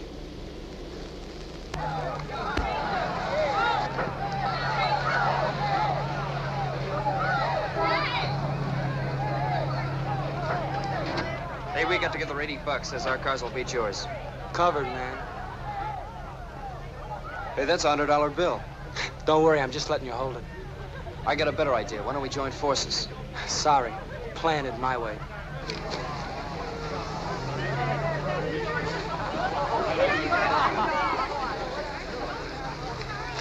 It's about time you got here. We have a jet change in the jug. Take a look at this rig, man. Hey, Tony, you gonna drag with this hearse? Put your money where your mouth is. You tell him, Joan. Hey, Petey, take care of the car. I got business. Man, you gonna drive this bomb? Yes. Hey, Pete, hurry up with this thing.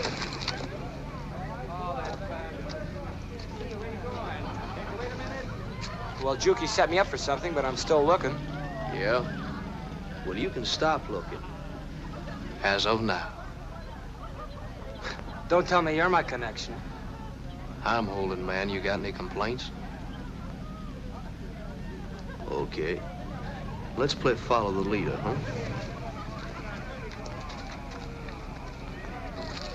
Hey, Petey, don't take all night with this thing, man. Oh, are you gonna race Daddy's car?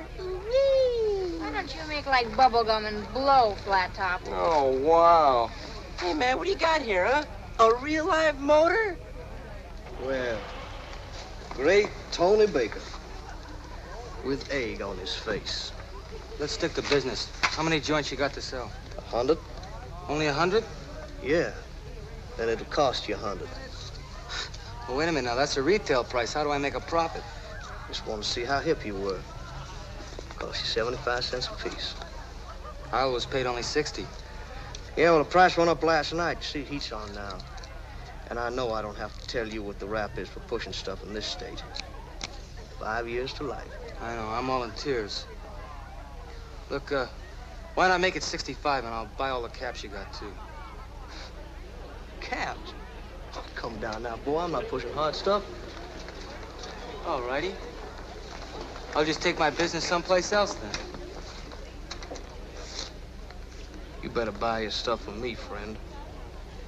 Mr. A don't like to be bugged. Well, now, who sets it at 75? You or Mr. A? Oh, I'm just a traveling salesman. Pick up, make deliveries, and collect my 10%.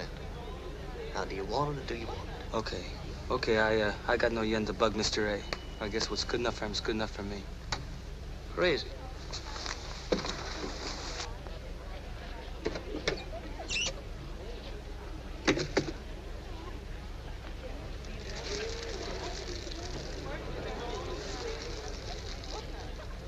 Well, you sure got the bread, brother.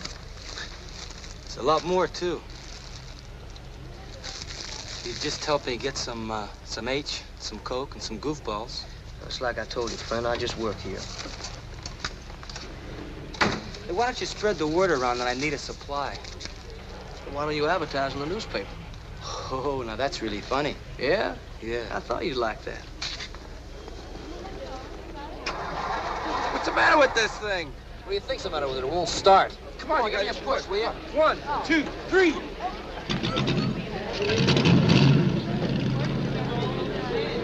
Tony, come on. You're holding up the action. I gotta check the wheels. Okay, man.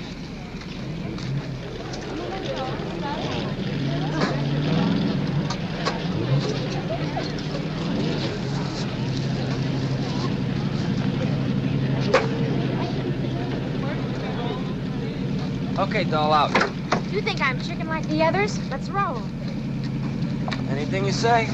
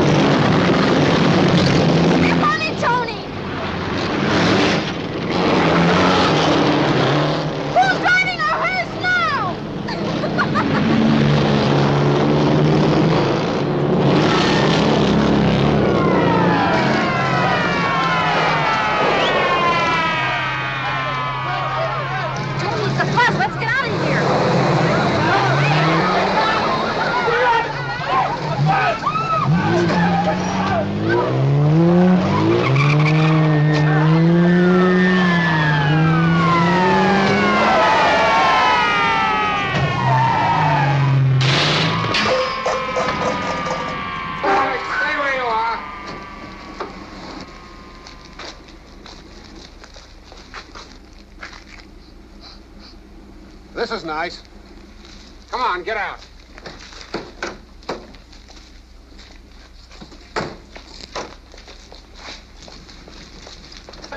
All right, come on, get in there. Suppose you quit shoving. Suppose you keep your mouth shut. Hey, Wyatt Earp, why don't you shoot it out with me? Hey, look at the broad!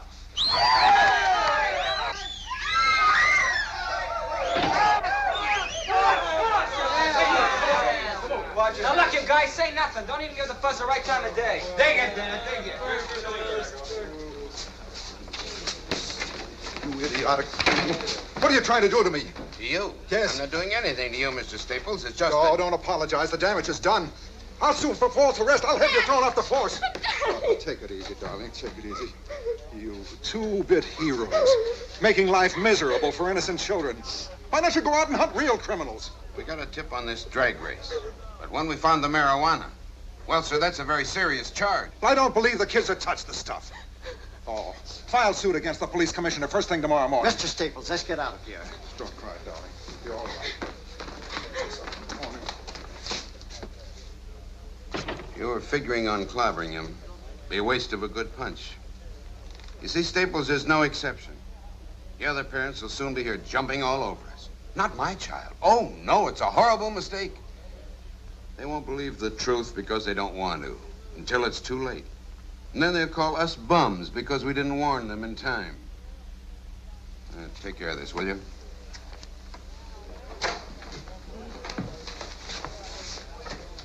Now, what's the score? How come I'm your client? First, you should know the name is William Remington Kane. Kane? Correct. I remember reading about you. Well, don't read so much and wend your way home or to whatever rat trap you call your own. Hey, how are you going to get the judge to turn me loose? I'll try to convince him it's a weak case against you, that you come from a broken home and all that sort of claptrap. I guess I got to thank Mr. Staples, huh, for having such a good lawyer. Staples? Dear me, no. I'm merely acting under instructions of an associate. And now, good night. Hey, don't play games with me, Kane. I like your tailor, but I still got to know who my fairy godmother is. Don't kid me, Buster. Surely you must know I work for Mr. A.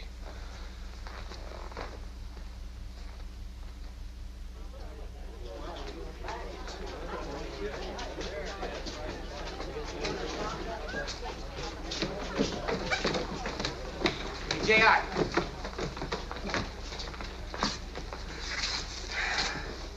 I want to see Mr. A. You sure want to climb up awful fast, don't you, sonny boy? Look, man, I don't want to cut in on your list. I'm not interested in making just a buck or a half deal. I want the hard stuff. If you help me get it, I'll cut you in for half.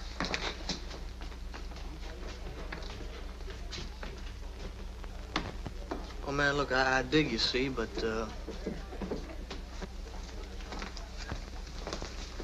Tony? Man, you sure told off the fuzz and the pokey. Crazy. Got some new admirers. Can I help it if I'm charming? You know, you could have been hurt last night. Or killed. Look, I can get killed crossing the street. Now, excuse me, I've got to go see a man. Tony, just a minute. Now, you're not stupid. There's no point in risking your life just to be fawned on by a few teenagers. I'm not risking anything. I can drive. If you want, I'll give you a demonstration.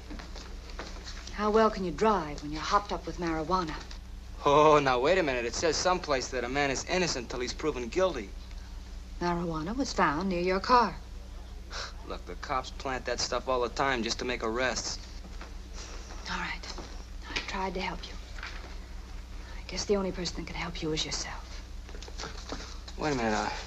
I'll make a deal with you. Why don't I come to your house and we'll talk the whole thing over. I'll even drink your tea. No, I've suddenly run out of tea.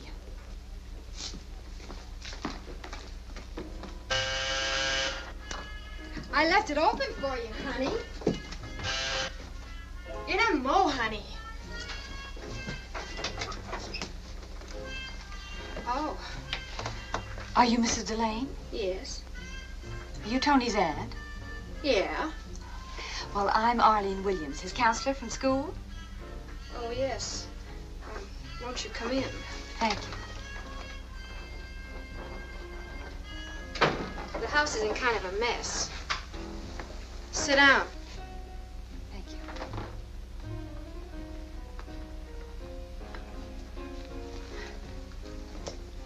you. Now, about Tony. About you first. Tony said he had a good-looking teacher. Not really. He was right. Thank you. Of course, every student feels that way about their teacher. Unless, of course, she has two heads. I'll bet. You know, the school usually arranges these meetings with the parents, but because of the seriousness of the situation of the other night... I know all about it. He was in a pokey and a bum rap. Big deal. Mr. Robinson felt that we should meet with the parents or the guardians as soon as possible. You mean you want me to squeal on Tony? No, Sale. Even if I had anything to say, I wouldn't.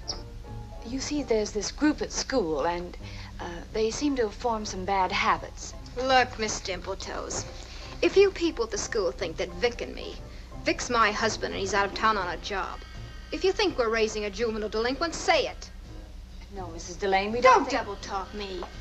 You've got me pegged as a no-good relative. The only reason I came Come here is on, because... honey. Don't draw diagrams with me. I'm no idiot, child. I just don't believe all that stuff the paper said about wild reefer parties and fates worse than death in the bushes at night. I know Tony, even if he's only been living here a short while. He's practically a grown man who wants to get a bang out of life just like you or me. I think if Tony's interests were channeled, that... There's nothing to channel. He's healthy and normal and full of fun. You know what I mean, too. Don't tell me you never rode a hot rod or had a late date in the second balcony. Or maybe you haven't. I think I'd better go, Mrs. Delane. Goodbye. Goodbye. Hi, Arnold. Hello, Tony. What's wrong now? I was just paying a little call on your aunt. I hope I haven't inconvenienced Mrs. Delane. What have you been doing? Pulling hair? Your teacher and I were fighting over the custody of your body and soul. What? Arlene. Now I understand things better. Oh, cut the yakety-yak, will you? She has no personal interest in me. Oh, wake up, sonny boy. Your teacher's got a yen for you. You're nuts. Don't forget, I really know you're not a baby. Ha-ha. I have to go change.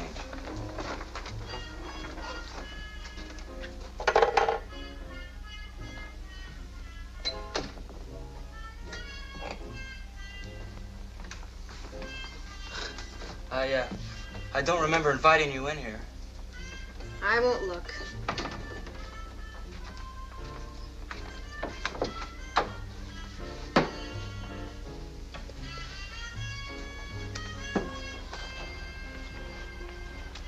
What's cooking? I'm going to the drag to hear a new combo. I'd like to hear them, too. I'll go with you. Sorry, got a date with Joan. Forget her. Pay a little attention to me. Later. No, now. I'm lonely. I found some marijuana cigarettes when I cleaned your room today. I wish you had. We could sell them to the weed headed to school. Who are you kidding?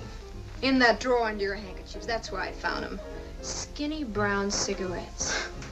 Honey, those are imported short cigarillos. And if you don't like it... I don't like being brushed off all the time. I could forget myself and say the right things to the wrong people. Well, if that's the way the ball bounces... Don't push me. Better tell the stables kid to drop dead. Not tonight. See you later.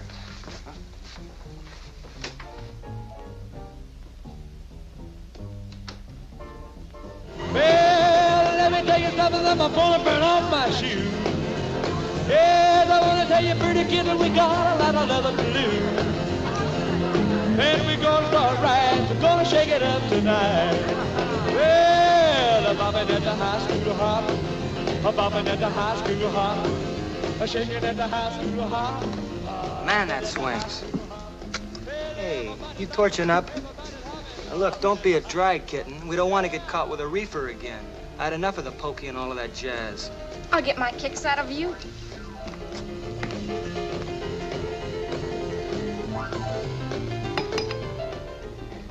Well, can I have the next waltz? Join us for a drink? No thanks, I never touch this stuff. It's bad for us baseball players. Come on, boy, we got 5 minutes. You mean... Man wants to see you. You have to go, Tony? Yeah, it's some wheeler and dealer stuff, but it'll only take about an hour. You just stay here and keep mellow for me, huh, kitten? I gotta get some cigarillos, so I'll meet you by the doorway. All right. What a drag. You bugged this jam like a real L7.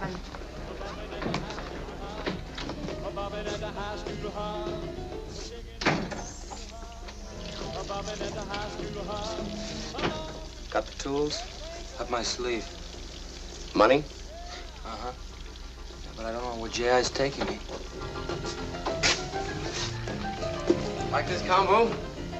Yeah, it's crazy.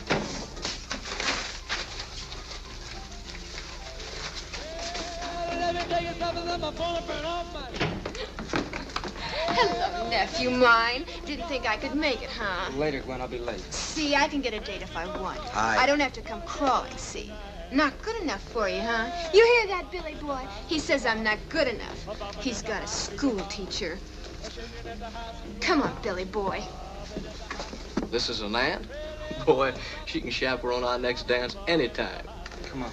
Anytime. This here's Bix.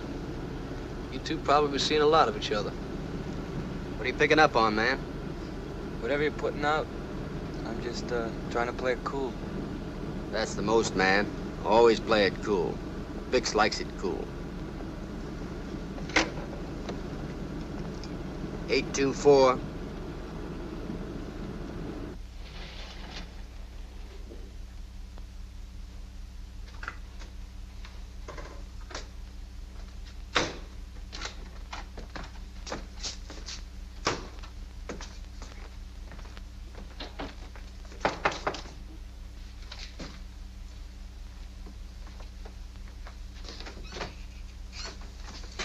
Hi, Bix. Hi.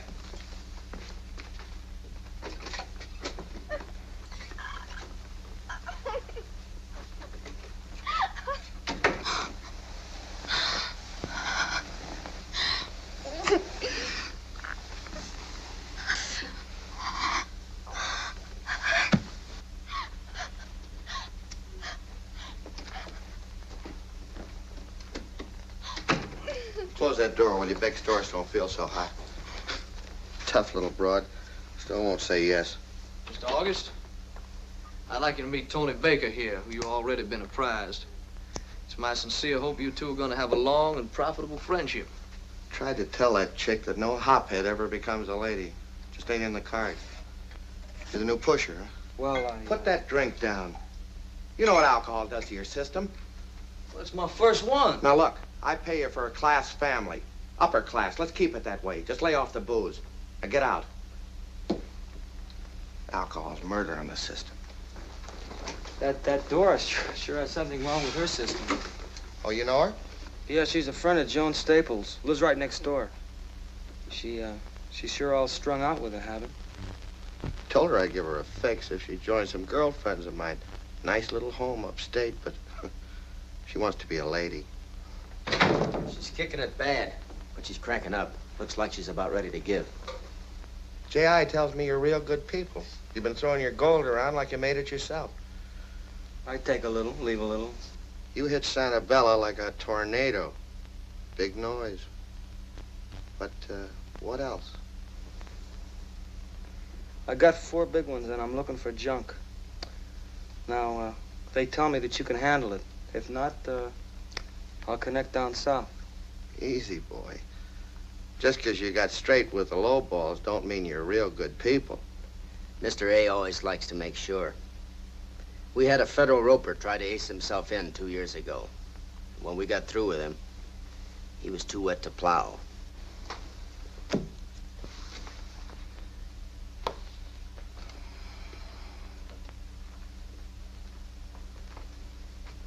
I checked on you personally.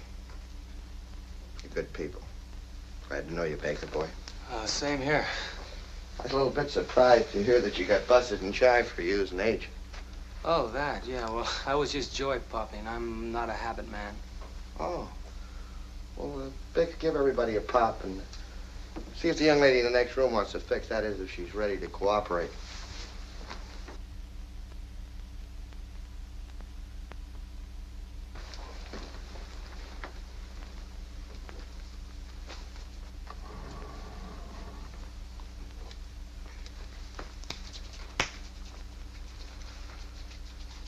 Be my guest, Baker boy.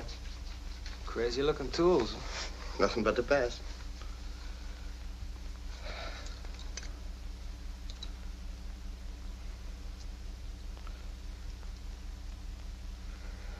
After you, Baker boy. Got my cap. I told you to beat it.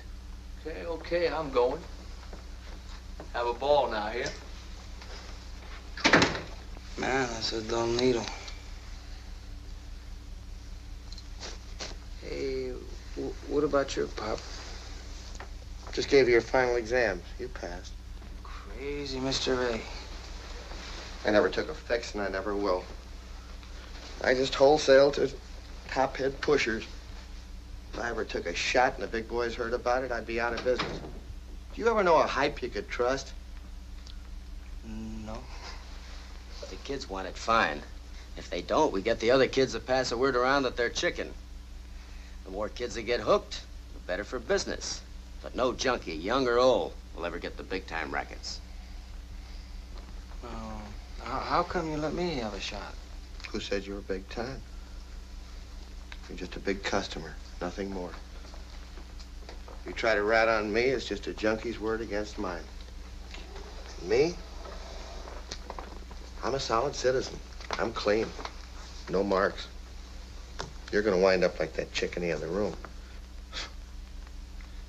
Okay. What do you want to buy and how much? A half a kilo. Cost you a lot of bread. I'm ready. Well, pay Bix, and we'll tell you when to pick it up. No. No. First I see the stuff. Then you get the bread. Smart boy.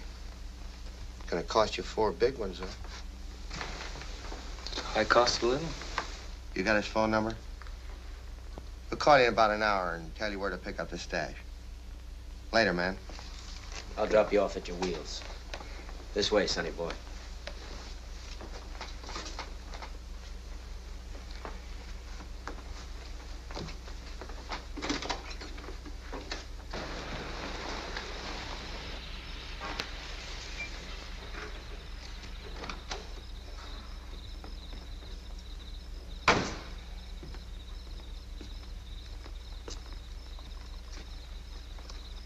Hi.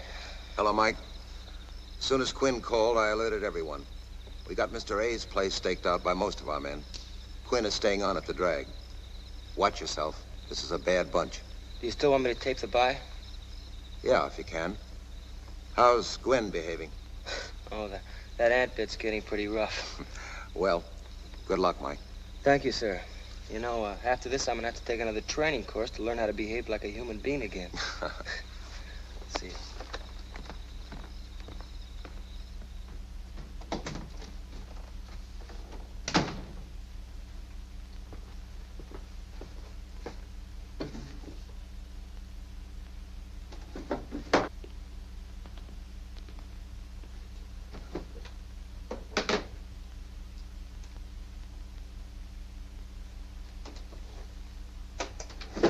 Crazy, Mr. A. I never took effects, and I never will. I wholesale to hop-head pushers. What won't they think of next? No bedroom should be without one. What are you doing here? Tired waiting all by my lonesome. Tony? Come here, Tony. Joan, I didn't tell you you could come here. I've been hung up like a junior flip. Look, what if my aunt comes home? Who's this Mr. A? Why do you have to record it? Don't you people trust anybody? Juki wouldn't trust me for $5 stinking, and you don't trust the man that sells to you. Who is this Mr. A anyway? Look, lay off it. Lay off it, doll. Be a big girl and stop goofing off. Way, I must be going deaf. I thought I heard Tony Baker say for me to stop blasting. No more jokes. Give me a joint. Pretty please.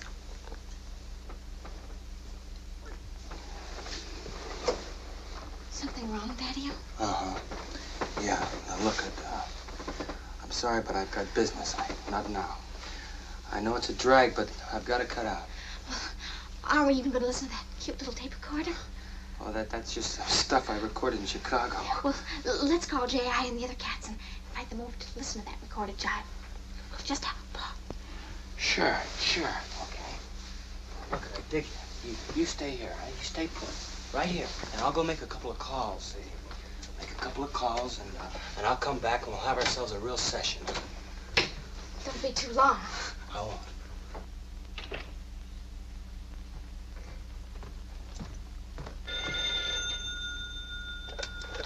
Hello? Yeah, this is Baker. Oh, hiya, Bix. Yeah? In a half an hour? Good deal, I'll be there.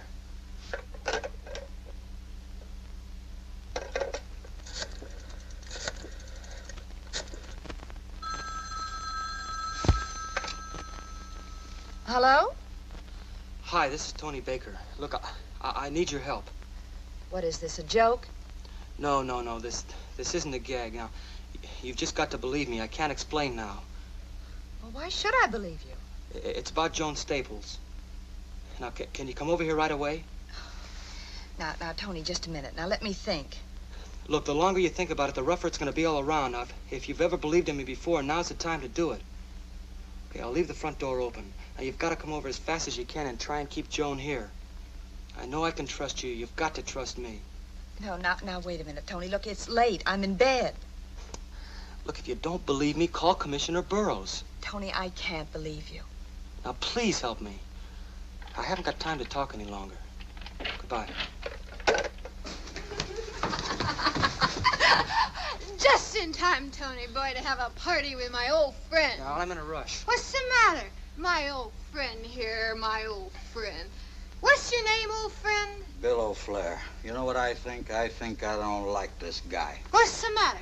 My old friend Billy boy not good enough? Come here, Gwen. I want to talk to you.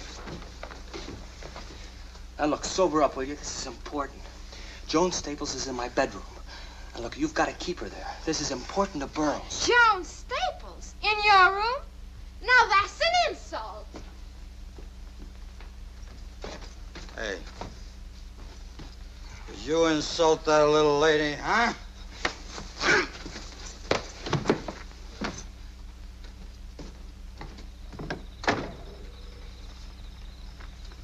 Decided to pick you up, Baker. You might not be able to find our new drop.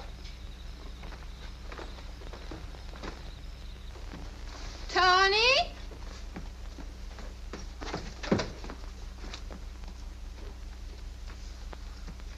I don't like a guy who can't hold his liquor.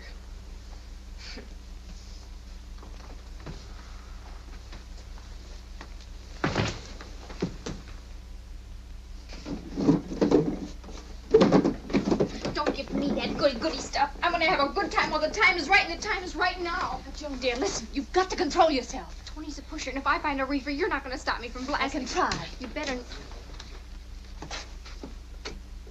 Well, now. What's this, a class reunion? What are you two doing here? Go on, get out. No, just Both of you. Miss Williams. I mean, you don't give the orders here. After all, we're not in the schoolroom.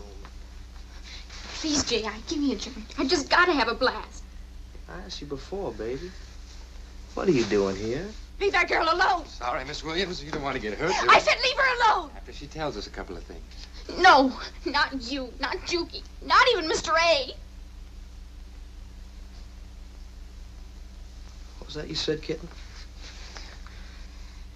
You mean about Mr. A? Yeah, I mean about Mr. A. Just what do you know about him? You know, you're not going to get away with this. Shut up. Well, I ask you, what do you know about him? I'm thin, J.I., real thin. Buy me a stick from Juki and maybe I'll tell you. Stick. Joan, please don't.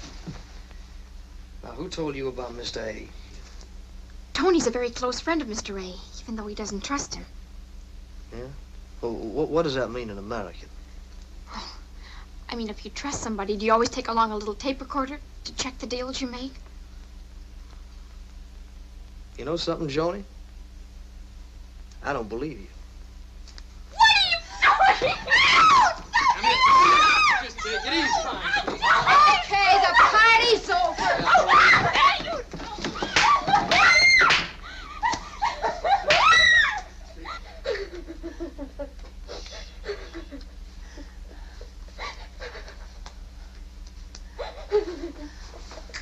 I want my father. Oh, please, God, where's my father? I don't want them to hit me anymore. Everything's going to be all right.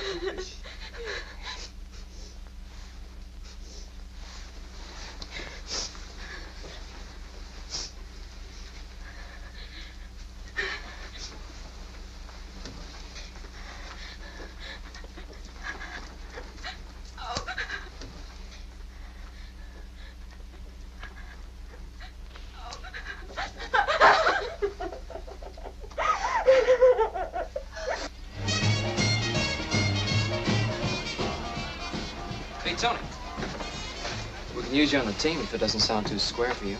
Try me a little later, Steve, will you? I might be ready for you.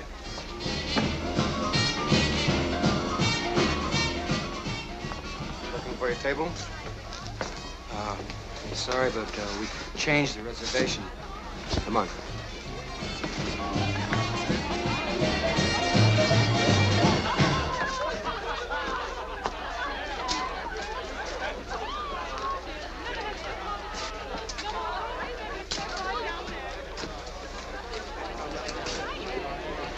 Get lost. Where's the bread? Where's the stuff? It's here. Pay the man. 4 G's? For a half a kilo. Over Bix's right shoulder, there's a loose brick.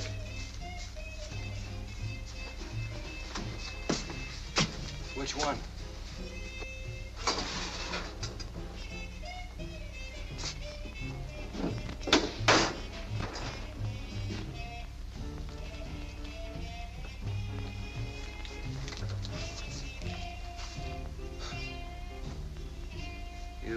Sure play it careful. I'll get it.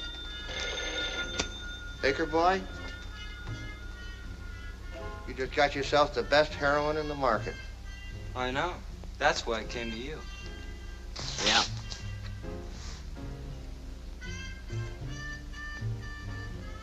Let's have that again. Yeah, that's what I'm telling you. Mm-hmm. Thanks, man. I got you. Did you get him in time?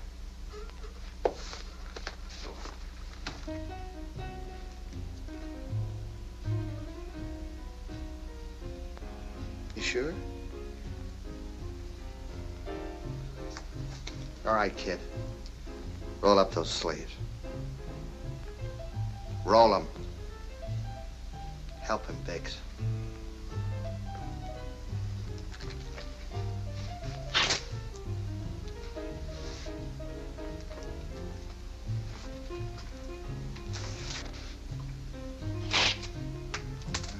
Okay. Bix, tell the band to play a loud number.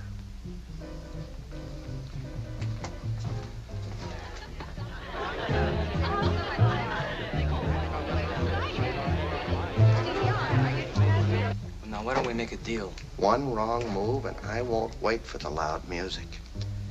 Don't move. Bentley? Walter Burroughs said if I need any help, I could depend on you. I'm Quinn from the police department. Sure, what's the deal? Get your boys together and we'll... Look, the police know I'm here. This'll, mean a murder rap for you. Selling means life. What's the difference?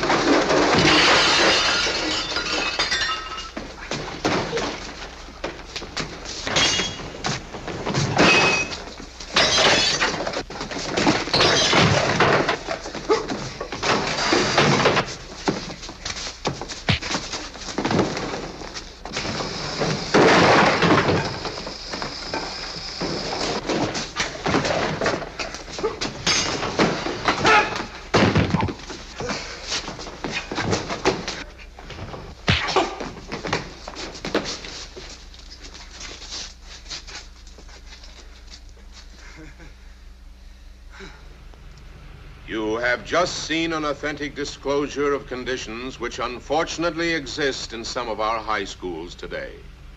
But now Arlene will teach in a school that has cleansed itself of its ugly problem. Joan confines her smoking to ordinary cigarettes. Gwen's problem is also solved. Her husband came home. For some of the people in our story, it didn't have a happy ending. Mr. A and Bix are serving 5 years to life. J.I. and his boys are in reform school. But the job of policemen like Mike Wilson will not be finished until this insidious menace to the schools of our country is exposed and destroyed. Well, let me tell you something, I'm gonna burn off my shoes. Yes, I wanna tell you, pretty kid, that we got a lot of leather to lose. And we're gonna start right, we're gonna shake it up tonight. Well, I'm bobbing at the high school hop, I'm bobbing at the high school hop, I'm shaking at the high school hop, bobbing at the high school hop. Well, everybody's bobbing, everybody's hopping, bobbing at the high school hop. Come on, little baby, let's rock a little bit tonight. Come on, here, mama, let's shake things up tonight.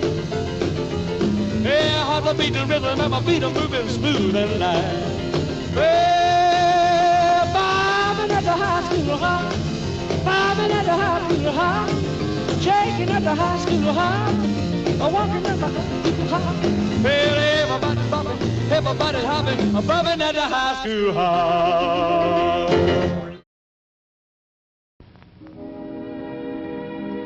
And now, folks, it's time to say goodnight. We sincerely appreciate your patronage and hope we've succeeded in bringing you an enjoyable evening of entertainment. Please drive home carefully and come back again soon. Good night.